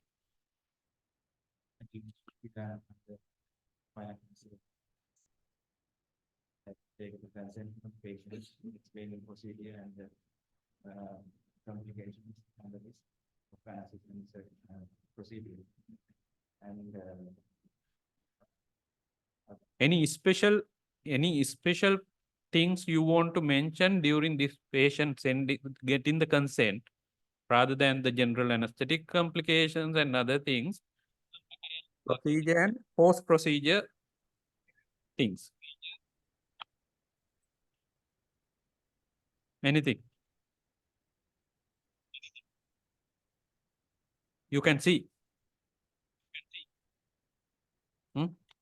The patient's condition may worsen. Sepsis may worsen even after stenting, which need ICU care, intensive care, unit care. So those things is important, because patient might think this procedure itself relieve her problem and he will get in better. But the problem is consequences, as a consequences of the sepsis, patient might worsen the condition. So you have to get the condition for consent for that part also. Any good habits? Suppose you insert a PCN or a stent, any particular stent from infection point of view, any samples you want to collect? anyway, urine sample is needed and following time. Always I will make sure after the stenting, make sure to put the catheter inside for drainage purposes. And similar Answer actually expected whenever you put a PCN and get the urine sample which comes directly from the kidney. Or in case if you are putting a stent, the infected urine now only which appear out in the blood, if it is totally impacted stone, now it's time to collect another sample. Though you have sent a sample in the initial phase, but please repeat the urine sample, either PCN sample or at the time of stenting. In ideal setup, usually we put the guide wire and the advance the ureteric catheter and the take the sample from the ureteric catheter. Afterwards, we will put the stent. So that is usually in UK practice. I presume what you asked Muni about the what you need in the theater, I would say all this procedure should be carried out with under CM guidance, because you can't play around in one go. You need to place the stent in position, because sometimes if you blindly put a stent, always the stent position is doubtful. It could be bent or malposition. So always I would say it's under CM guidance. So other things are the emergency operation theater booking, inform anesthetic team, and the inform the radiographers, because we are doing under C-arm guided or image intensifier guided stenting. So we can't take patient twice into the theater for stenting. So that is why we need, in ideal setup, they all do these things. Another thing, make sure to collect sample of pus if comes to the VU, because that's the ideal sample for culture when you put a stent. So when we do the image guided stenting, we can see the upper end of the stent is coil in the kidney. If in a infected system, we usually reluctant to do the retrograde studies unless we put a ureteric catheter, aspirate the infected system, and small amount of contrast inject to see the renal anatomy before stent. So Munipri, why are you reluctant to do a retrograde study or maybe to insert a ureteroscope and go in when you have infected system? Any idea? What will happen if we proceed? That is, any thoughts about it? Yeah, I think intrarenal pressure is something very important when you're doing upper tract endoscopy or anything. Renal pelvis, the volume is 7 milliliters, 5 to 7 milliliters. If you go beyond that, there is called pyelonephric reflux. So the infected material getting refluxed into the venous system and the intrarenal collecting system will make the sepsis worse, as Moni was mentioning. So that's why we are reluctant to do any kind of procedure which will increase the intrarenal pressure. So if you have a prior PCN there, I think that chances are much less. But if there's no PCN, better avoid any kind of thing. Just idea should be 3-point decompression, bladder, 2 ureters, and then come till the sepsis settles. Oh, yeah. And one more thing during the consent is, if you are taking the patient for JJ stenting, you have to tell the patient if this fail, then the patient have to go for a PCN. There's a chance JJ stenting might fail in an impacted, densely impacted stone. So I think that we have to put the consents. In most locations, the obstructed systems are dilated. So on and off, you get the call from the radiologist saying that undilated system is probably there is some kind of a renal shutdown, AKI leading to renal shutdown in that particular unit, or sometimes both, as it was mentioned. So then there's no urine production and no hydronephrosis. So lack of hydronephrosis doesn't mean that that system is not blocked. So you have to keep that in mind. So these are few video clips which I collect from our patients.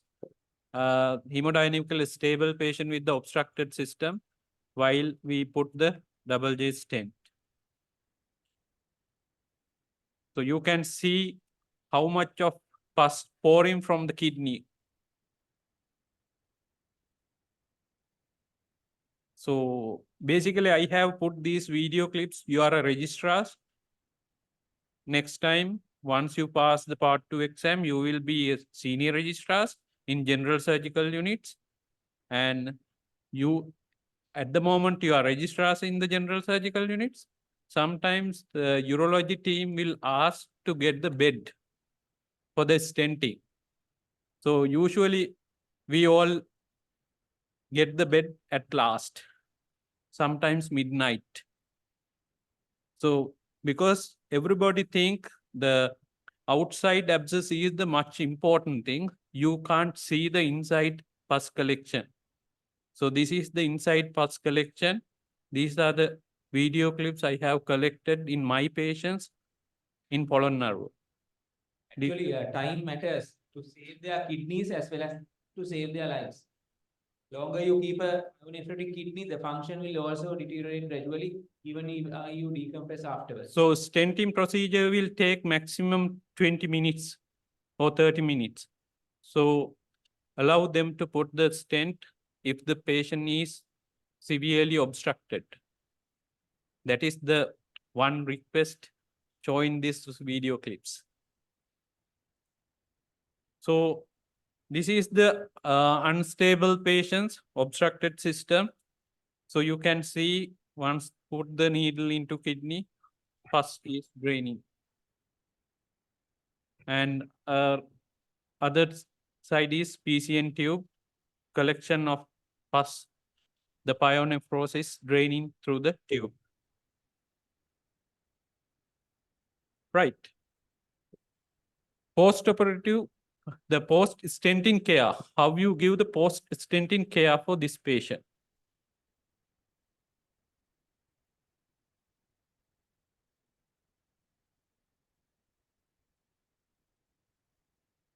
Where is the mic?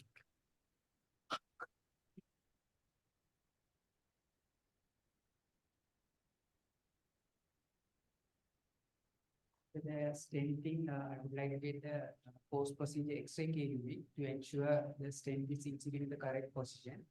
And I will give the analgesics and pay attention to the input-output chart. And the septic part might deteriorate after intervention. And also, upon discharge, I will give a note that it should not be missed. The stent should come out in the 6-month time, otherwise it might lead to encrustation. Now the source control has been done. Then during the discharge, I will plan for a definitive care of this patient. So system has drained, but we don't know whether our broad spectrum antibiotics is answering or not. Yeah, that we can assess by clinical parameters. Patients' peak will improve. Blood parameters will come down, vitals will pick down. And we will do the culture and modify the antibiotic. Right. Okay. So we have to close monitoring of the vitals and recognize the worsening signs of the sepsis. Even though we decompress the system, patient might worsen. So we can't keep the patient in ward. Sometimes we need ICU, right? So other important thing is that you have to chase the cultures. And according to culture sensitivity, you can adjust the antibiotics. Yeah, Moni, I want to ask, if suppose even after the decompression, patient still have a high spiking fever post surgery, what are the possible causes? So you are giving a antibiotics, suppose, okay, third generation cephalosporin, and you have put the stent, but despite that, all that, continuously patient having high spiking fever post procedure for few days. What are the likely causes? I want to ask this question from the trainees.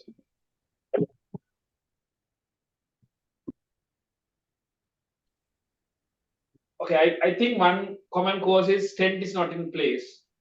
Always check with the X-ray whether the stent is in position, and the stenting should be done under fluoroscope guidance or CM guidance. And as you said, sometimes we have to do retrograde study during the procedure. Because I have seen a duplex system with the stone and the stent have gone in the unblocked system. So patient having high spiking fever. So you can get that kind of situation. And maybe patient have developed another complication like renal abscess or perirenal abscess. So you have to drain that. That's the third reason.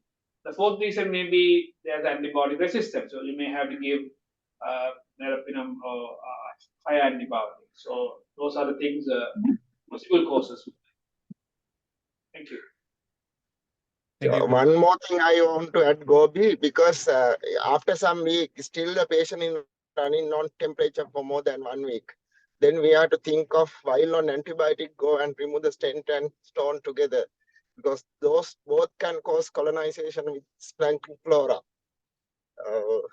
That's a difficult decision, but sometimes we have to do. Yeah, that's for the urology trainees. Yeah, not for the, yeah, true. Thank you. So aim for stent removal or the ureteroscopy for stones, we should arrange within 4 to 6 weeks time, because stent encrustation also we have to prevent.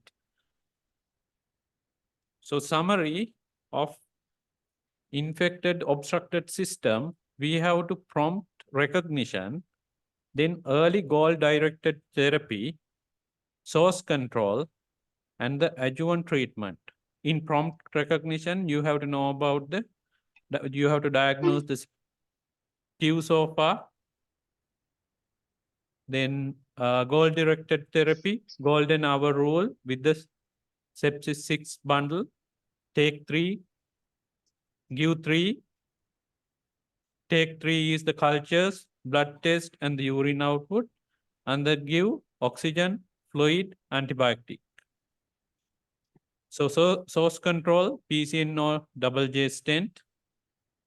That is the summary of obstructed infected system. How to plan discharge from the GU clinic?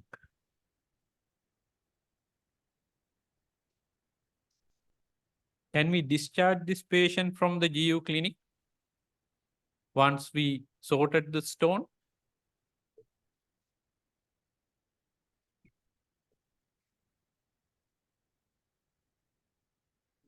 So what is the cause for the stone condition?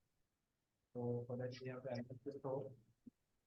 We also do the blood investigation to see if any predisposing factors there. So to discharge the patient, one thing is we have to complete the stone clearance. That means you have to do the ureterorhinoscopy or the and retrograde intrarenal surgery with laser lithotripsy and completely stone fragmentation, and all the stone particles should come out. Very difficult in our setup. How? Post-surgical stent removal as early as possible to prevent possible encrustation. Then post-procedure in 3 months' time, we have to reassess the patient, whether the patient's free of stones. Renal contrast study we can do, uptake and excretion, whether the obstructed infection system previously, the kidney is functioning well. Sometimes this kidney is not functioning well. So this is contrast study is one way, but ideal setup, we have to do the MAG3 renogram or the DTPA scan accordingly. So other thing is in contrast study, excretory phase, we can see the ureters, whether the ureter, the impacted stone can cause later the stricture formation. So we have to identify that part. So if the patient is free of stone, the renal excretion, uptake and the excretion is good without any obstruction or the ureteric strictures. So we can discharge the patient. If necessary, patient can come again. As Srinath sir told, the risk of stone formation 30% of recurrent stone formation. So this patient might come again, as well as in this lady having diabetic. So diabetic control is important. So we can hand over the patient to medical team, not necessary to follow up at GU clinic once we clear these factors. Anything add to this part, sir? Yeah, just to mention a couple of things about the stents. When they go home with stents, stent is has saved her life, but I think there are stent symptoms you have to warn about, because stent is treated as a big stone, big foreign body in the urinary tract. So what they say is that you can get stent colics, and then during micturition, while passing urine, they can get loin pain due to reflux, because it makes the ureter completely incompetent. Then you can get irritative symptoms due to the lower coil. Lower coil irritates the bladder trigone and causes a lot of LUTs and hematuria. So if somebody, you come across somebody with carrying a stent for a month or two, these symptoms, just know that those are called stent symptoms. And those can be reduced by giving you tamsulosin. So tamsulosin is a standard treatment for stent pain and stent discomfort. But you have to know that they can cause symptoms and warn the patient.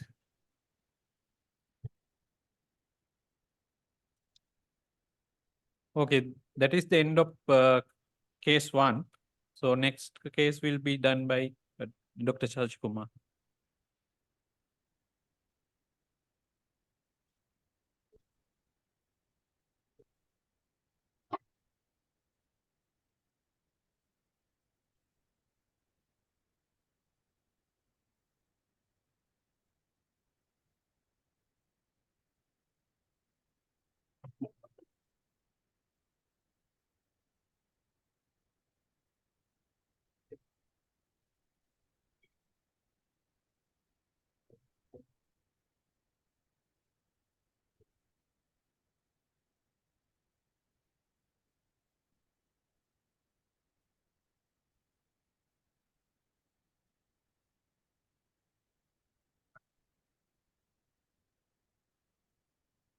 Good afternoon to everybody.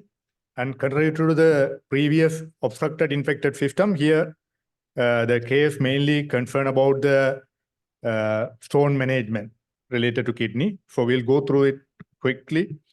So it's the main aim is to, this case discussion is to different modalities for stone, renal stone management or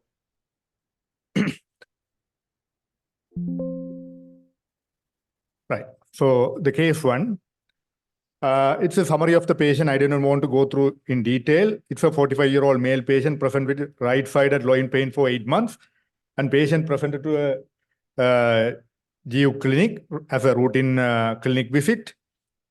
And there is no history of hematuria or urinary tract infection, and there is no past medical illnesses or surgical illnesses. So how do you evaluate this patient?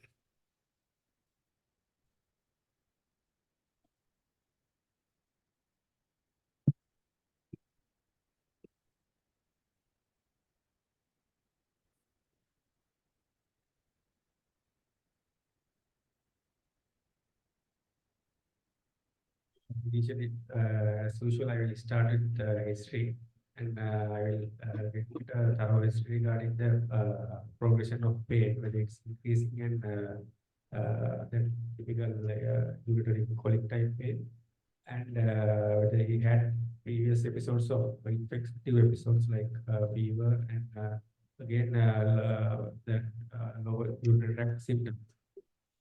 Then again, I will ask from the patient's general past medical history, as well as his water intake and any other illnesses, and whether the patient is on any specific medications such as anticoagulants. Such. Then I will go for examination and specifically focusing on the area of complaint.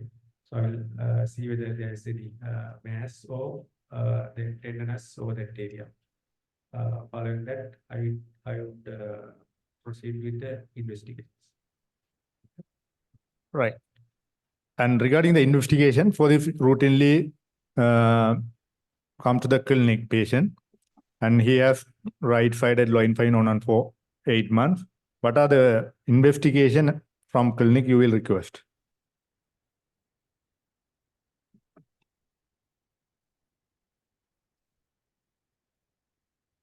for the diagnosis, if the history and examination suggests that it's a colic type of pain which suggests a ureteric stone, I will proceed with the X-ray KUB to see whether any radiopaque stones are there.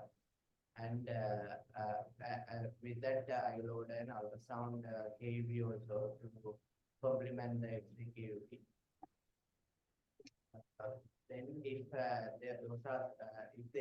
I could find any stone, then I will proceed with MCCT KUB, which is a gold standard investigation to see the size of the stone and the density of the stone to proceed with whether we can do further management on that. Right.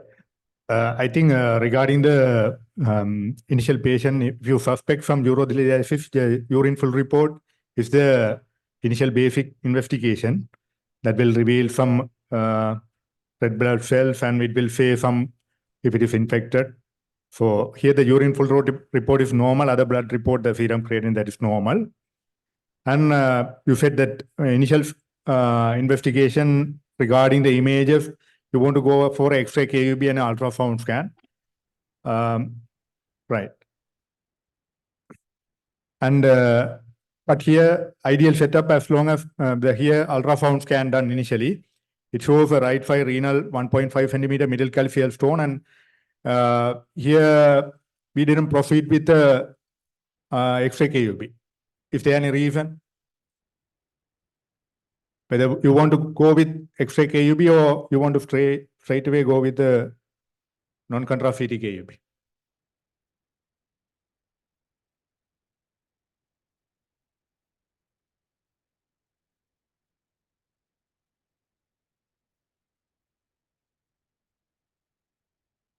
What do you think? We can go with X-ray KUB and CT.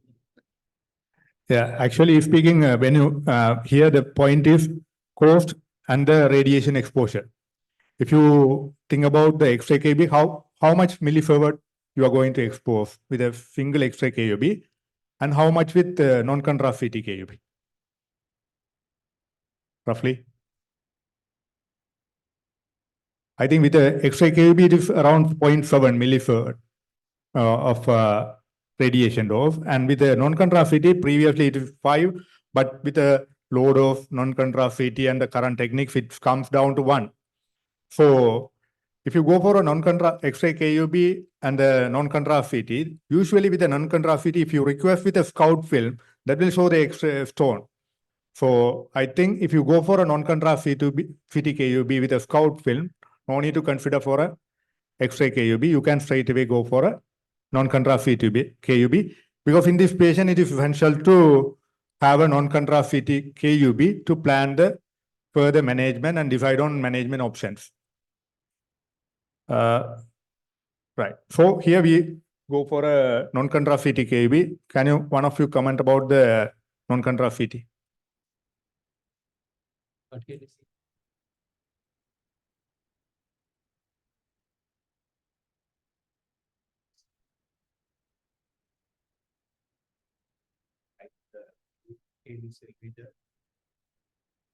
Yes.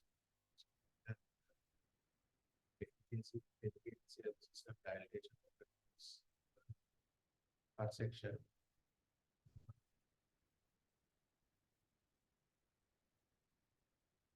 Only the cross-section is normal, not abnormally that type.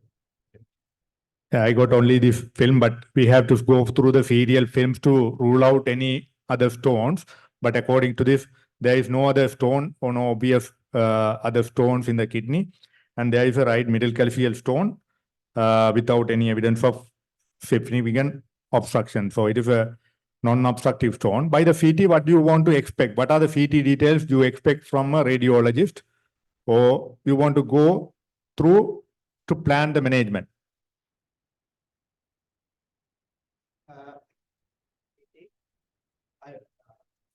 I will go the size, exact location of the stone, and also the It's changing. How it's still changing. Sorry? Hounsfield unit. Right.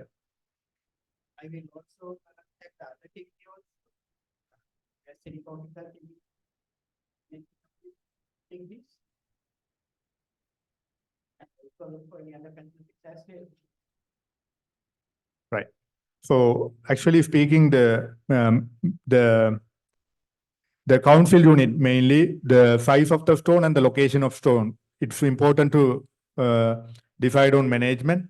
So here the size is 1.3 centimeter, but in the scan it shows 1.5 centimeter. What do you think about scan finding of size and the non-contrast CT finding? Which one is accurate and what is more than? Yeah, because scan it is measure with the acoustic shadow, so it is more or less more than the size of the non-contrast CT.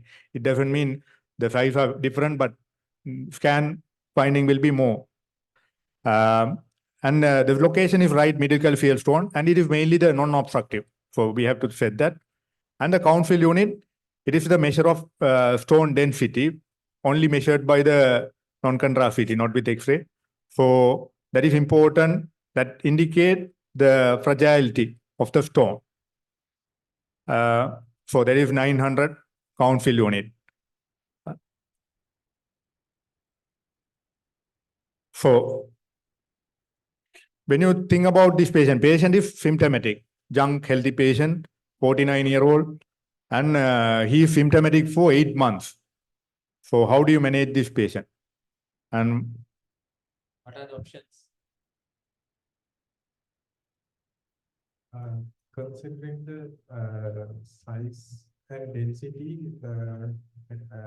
extracorporeal filtration can be done.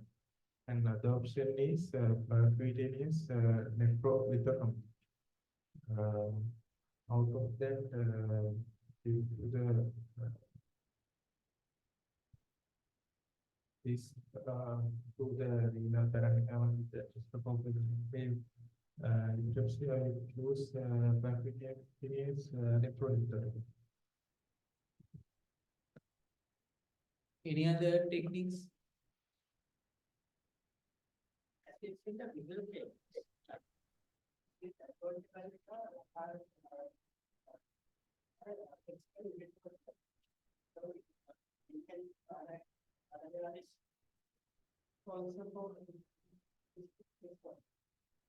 so as a summary, you said one aspect is the ESWL, that means extracorporeal shockwave lithotripsy.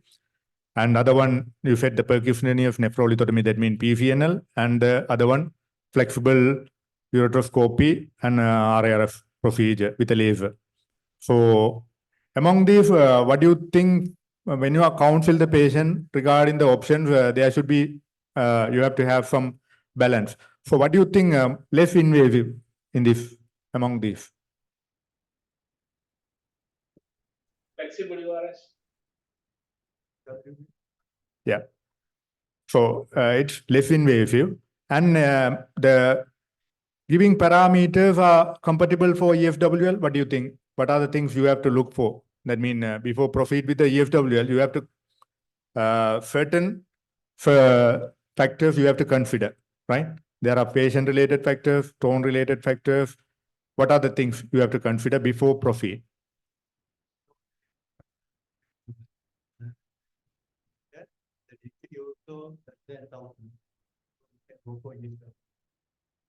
That is the only thing you want. Any other thing regarding the stone?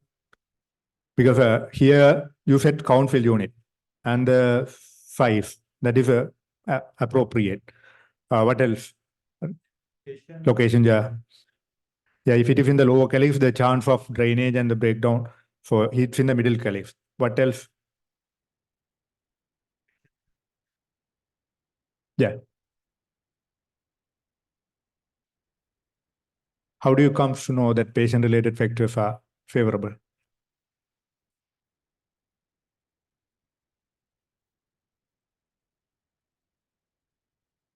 Yeah, that means here the patient-related factors, you have to ask, actually, I didn't put it in the history or anything, but you have to particularly look for that because the CT actually gives some evidence related to that, That means skin to stone disease, the distance.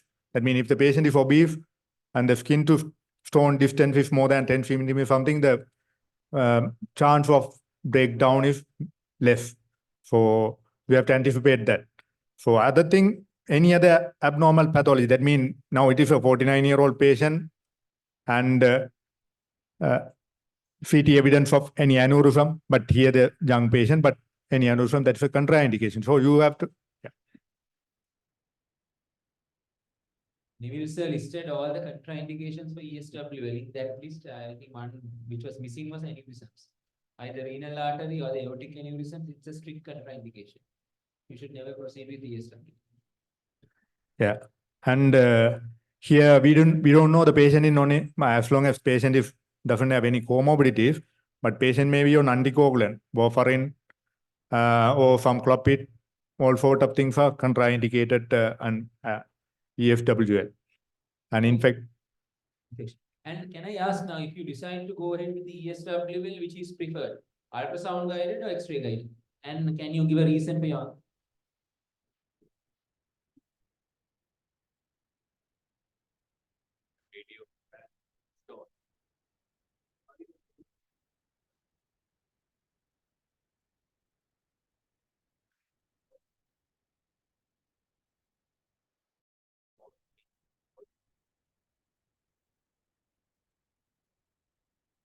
Sometimes you don't need the X-ray, but based on your CT, you can get the density.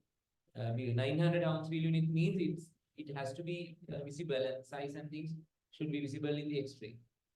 So that's important. So if it is visible in the X-ray, of course, you can, without any issue, you can go ahead with X-ray guided or II guided ESWL. and other thing, I think in addition to the council unit, the stone composition also matters, because calcium phosphate and calcium oxalate stones are very resistant to break down. And other than that, the uric acid stone are more fragile. But problem here, it's not radio opaque, so you have to do the ultrasound scan to while doing the you have to arrange the patient under ultrasound guidance. Okay, out of the 3 options available, now this is the least invasive. So what is the most invasive one? Anybody?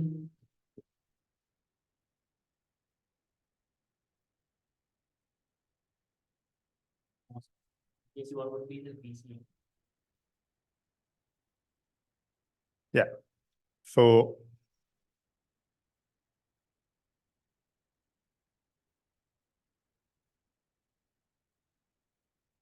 right, we already have a look at this. How do you assess for that? So the patient failed to he had 2 sessions of ESWL, but failed to clear the stone. Stone size is more or less the same. So you know what are the things that may lead to failure, right? One already discussed, the distance may be different, and the technique, the positioning, correct positioning while doing this procedure, correct positioning, and other thing, the stone composition, right? Those are the things matters while breaking the stone. So the plan to proceed with. So if you want to try ESWL, how many sessions can you go ahead with? Any idea?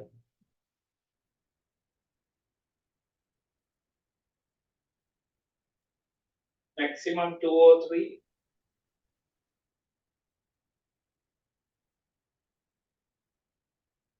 Yeah, because now the good olden days we used to ESWL 10-15 times to the same kidney, but now not that is not the case now. It's found more you give ESWL shock waves, the initial microscopic changes within the kidney, and they are more predisposed to chronic kidney disease in later life.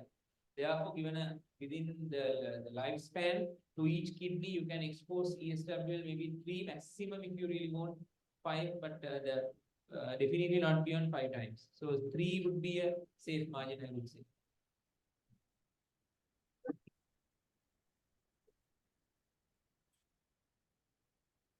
Any other? And we plan for a flexible URF and a mini PCNL. So what do you think about patient, if the patient is on some anticoagulant, so something like antiplatelet drug, so what do you think about the more suitable option? if you want to continue the antiplatelet drug while doing the procedure.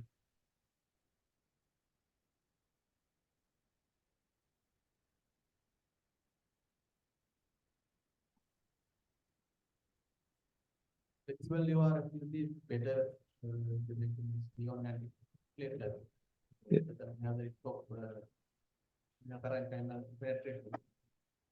Yeah, if you want to do the patient while on antiplatelet drug, the endoscopic procedure, that means with a flexible URF, is the feasible option rather than the PC, not the PCNL. And Dr. Manjula, anything to add? We have discussed most of things, no? Anything particular about flexible ureteroscopy? Yeah, the flexible uteroscopy, I mean, now we have a much smaller size ureteroscope, but generally they need pre-procedure stenting to get the adequate caliber. But the smaller ureteroscope, the current ones are much easier to manage. And the issues are how, I mean, the duration of usage of the machinery and the cost. That's the problem in Sri Lanka. What he was telling is now the previous scopes in Sri Lankan ureter, it's very difficult to advance without pre-stenting. What we used to do was we put a stent maybe a few weeks back and allow the ureter to dilate with the stent, and then second stage we go flexible ureteroscope. It's a stage procedure. But as he quite correctly mentioned, now the smaller scopes we have, even without stenting, it's quite feasible. And here I put it as a mini PCNL because depend on the track size, we categorize into PCNL, depend on the sheet size. But here it's a small stone comparatively. So rather than dilating up to bigger sheet, that will traumatize the kidney more. So we go for a small size sheet and a PCNL. What do you think about stone clearance about these among these three procedures? Stone clearance, that means 2 centimeter stone clearance rate. ESWL versus PCNL versus RIRS. What do you think the stone clearance? What is the best?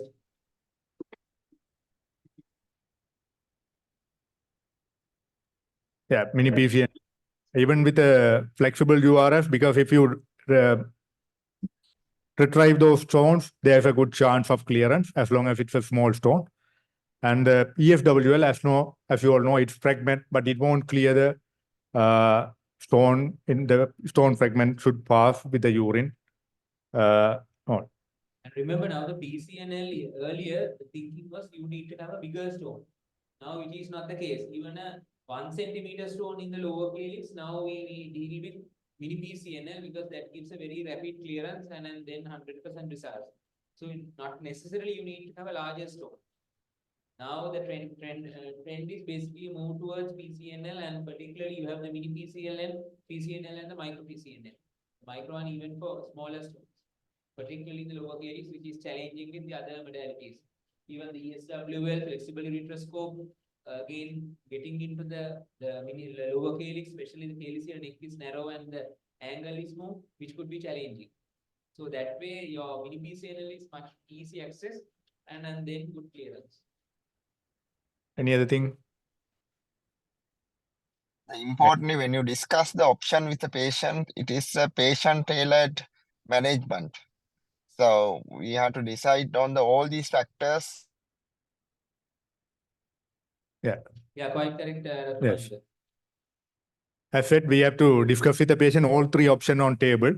It's up to the patient to decide because they all three are possible. Even we can upfront, we can go for a flexible URF, explaining the patient there is a chance of failure with ESWL. But if the patient willing for that particular option, we can go because all are possible in the initial step, but depend on the patient's decision making. And partly depends on the surgeon's expertise also. Now there are, if you take any country, there are people who are very good at their RIRs, the flexible ureteroscopy, as compared to mini PCNL.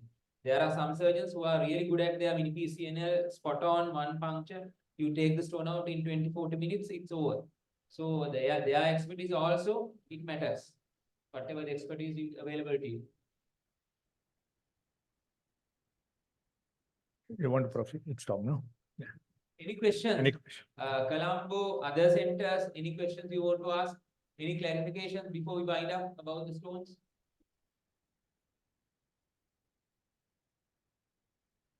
About stenting after the URSL. The question is about stenting.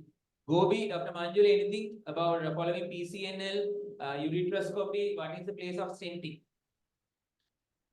Yeah, traditionally we put stent after the PCNL, but now the current trend is going for a totally tubeless procedure. So if you consider large stone burden or risk of bleeding or any complication, it's safe to put the stent. But if it's a straightforward procedure, then better to avoid the tubes, both stent and nephrostomy and the catheter.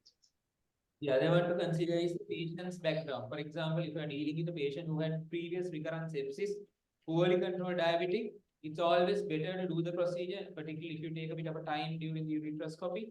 It's best to put a stent and come out because those patients had high. So by putting the stent, if you drain the kidney, risk of sepsis is lesser as compared to otherwise fit and healthy male and coming with a very uncomplicated procedure. You don't have to put a stent. Another thing, if you think that the ureteric edema subsequently because of the frequent passage up and down, those patients at least keep a stent for 2-3 days is good enough. And how do you drain urine with a stent? Is it through the stent or around the stent? What do you think? What is your opinion? It's around the stent, right? Not through the stent. Yeah, but in the Muni's picture, pus is coming through the holes. Yeah, that is only initial period. No, after sometimes it's draining around the stent. Two types of stents. That is due to the high pressure in the upper tract. So some high pressure, yes, of course, it will come through the holes in the middle. But normal people, normal drainage is around the stent. I agree with the brother. Yeah. Any questions? Yeah, one more here. About the ESWL, can we do the ESWL with the aspirate?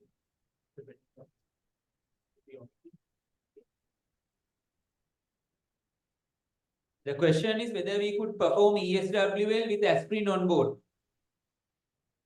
Any inputs from the panel? So I think even TURP we do with aspirin. So yeah, aspirin is fine for ESWL as well. It depends on the risk versus benefit. Even TURP now we perform with aspirin on board, especially high risk patients.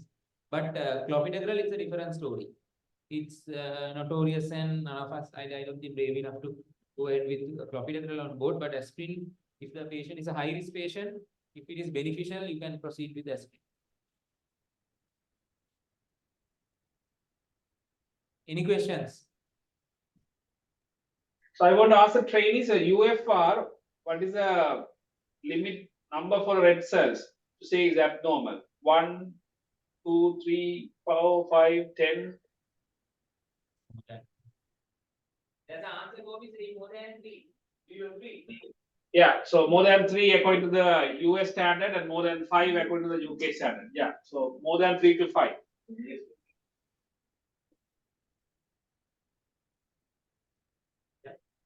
My question is, the obstructed non-infected system with the patient with the rising creatinine, but patient producing urine. Is there a place for urgent decompression or for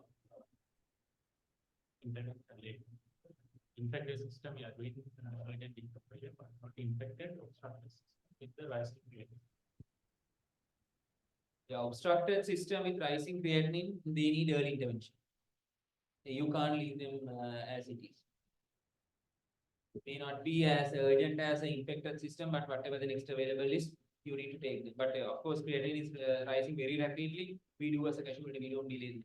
And in addition to that, they will have the electrolyte, that means potassium, hyperkalemia and all. So obstructed non-infected system, you can do the URS laser and clear the stone in next available. Not necessary to put the stent and take the unnecessary time in. But most of the time you might see our patients are being put the stent because we are lack of theatre time. Otherwise, not necessary to put the stent and later on plan for URS laser. Same setting we can do. Unless patient Those is marginally rise creatinine, actually, if you have, I mean, if you think that a small stone at a VOJ marginal rise creatinine, if you can observe in the ward setup, I think even still you can try without infection. and unless you are dealing with a patient who has a very high creatinine and high potassium, and where your anesthetist doesn't want to leave the patient under anesthesia for a while, then quick decompression and you come out and get the parameters down, all the metabolic derangements. But otherwise, as Dr. Munipriya said, you don't have to really put a stent. If it is favorable, you go ahead and clear the stone itself. And also look after the CT scan. Sometimes you will get a calyceal rupture and perinephric leak and things with the obstructing stone. That kind of stone, better to put a stent and come out, even though the CRP is normal. Yes, what Dr. Balagobi is telling is when you do the scan or the CT, they will comment there is thin rim of perinephric fluid with the acute obstruction. You see this usually in young people because they have a very strong peristalsis. When there's acute obstruction, very high peristalsis, they get calyceal minor ruptures and they leak urine out because of the high intrarenal pressure. So that's a indication that they are having a significant obstruction and a very high pressure inside their renal pelvic calyceal system, which is a relative indication for us to intervene early rather than managing medically, not necessarily an infection. Ranga, what is your opinion about ureteric jet? We'll keep it for later discussion.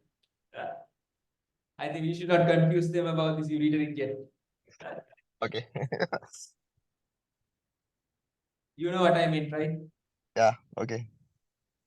And the place of CT urogram in a stone management. Usually we just manage with the NCCT KUB, but if you are planning for a PCNL, it is better to get the good anatomical details of kidney. So contrast CT, that is recommended in the EAU, but usually I think in Sri Lanka, most of the urologists don't do a contrast CT before the stone management, isn't it, Dr. Ranga?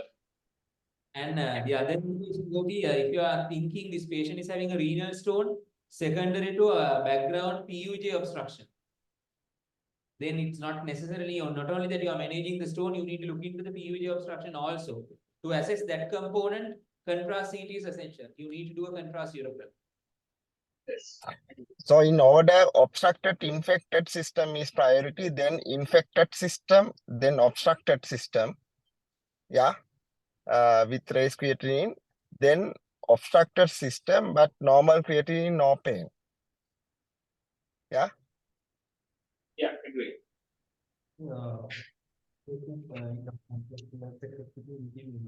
Works better from antibiotics.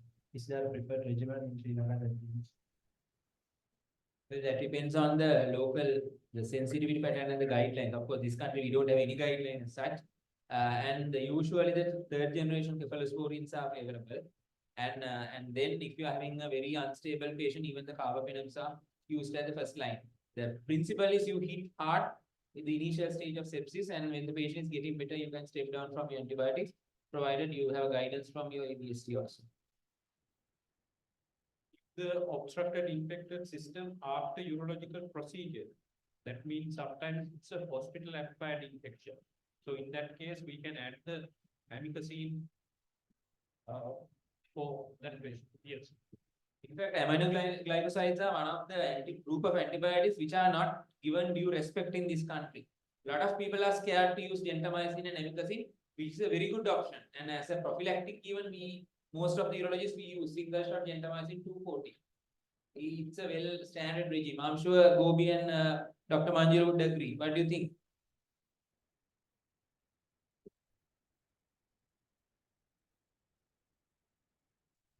Either agree or disagree. Sorry, I couldn't hear that one. The role of aminoglycosides, Gobi. For a patient now in urology practice, we use commonly prophylactic antibiotics. Yes. Though a lot of scared and especially physicians, they are very scared of aminoglycosides, amikacin and things. Yeah, so single dose of antibiotic usually safe, not in extreme cases, but marginally elevated serum creatinine, single dose is safe. But of course, we have to monitor the serum creatinine. One word about aminoglycosides, other countries, what they do is they give the first dose and they monitor the levels. When the levels are coming down, they top up with the second dose. But unfortunately, in this country, we have no facility to monitor the gentamicin levels. So we go with interval dosing, but preferred is daily dosing than divided doses. Now, then given 3 times a day, it's best to give single dose daily. That has less toxicity, both amikacin and gentamicin.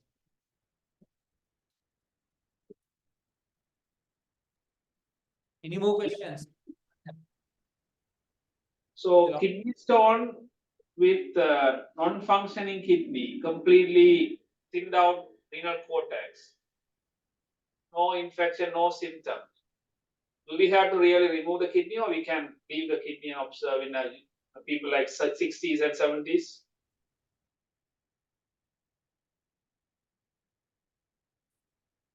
What do you think of Randa? I have asked the mic to somebody else. Yeah, this kind of kidney, but patient is asymptomatic, patient is 65 or something. So we have to really remove it, or we can conservatively manage until they develop problems. Yeah, Gobi, it depends on the potential risk of future infection. For example, if it is obstructed, yes. If it is non-obstructed and you are dealing with a young patient, I would say it's reasonable to go ahead and remove the kidney. On the other hand, if you are dealing with an 80-year-old patient, contracted kidney with maybe a few stones within the kidney, and might as well leave the kidney along with the stones. But young people, potential risk of infection, maybe diabetics, then it's better to remove the kidney, because the stones, it will act as a potential source of infection for future sepsis. Yeah. Any different thoughts, Gobi? I completely agree with you. Yeah. So young patients, better to remove it. Patient not fit for major surgeries, better to leave it if it is not causing any issues. Can that kidney cause renal hypertension? Not functioning. Gobi, there's a question. A non-functioning kidney, could it cause renal hypertension? Yeah, that is well proven. It's a old theory. So now beyond the doubt, we know that it is not causing hypertension. So we can leave like PUG obstruction with thinned out cortex, non-functioning kidney. We can leave, no need to remove all the time, unless it's causing any symptoms like loin pain or fever or infection. But of course, young patient again, gradually going to increase in size. So later on it can cause some dyspepsia and things. So in that case, young patient, yes, we can remove, but we have to discuss with the patient. Here you could see an unfunctioning kidney with obstruction in the upper lobe. I'm referring to the right-hand corner. So what do you think, Dr. Ranga, regarding the PUG obstruction with thinned out cortex, no symptoms, incidentally diagnosed? Sorry, I didn't hear the first part. What is it? A young patient with PUG obstruction, incidentally diagnosed, thinned out cortex, non-functioning kidney. Yeah, then of course it has Gobi. Yeah.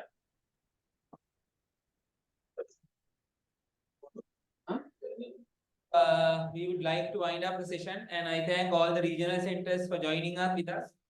Peradeniya, Kandy, Batiklo, Jaffna and Karapiti, and of course Anuradhapura, sorry if I forget. And please spread the news. Now we have appointed new coordinators from each center, because registrars, you all move from one station to another, you all change the station. So last week we went through the available registrars in each and every center, and then we reappointed the coordinators. But of course, the coordinators, if you are changing, please hand over the battle to somebody else. So the next person will be able to coordinate from your end. And the other thing, we make it a point. If you are physically coming here, please register in advance, because it's important for us to get the count, the rough numbers here in order to arrange whatever the refreshments and things. And please make sure the sharing this link, it's only through the center, not through individual emails or the individual phone connections, because we expect you all to come to a particular center and join as a group rather than individual connections. So I take this opportunity to thank all the speakers and the resource person, Professor Neville D. Pereira, Professor Srinath Chandrasekhara, and then from Candy, Dr. Manjula Herath.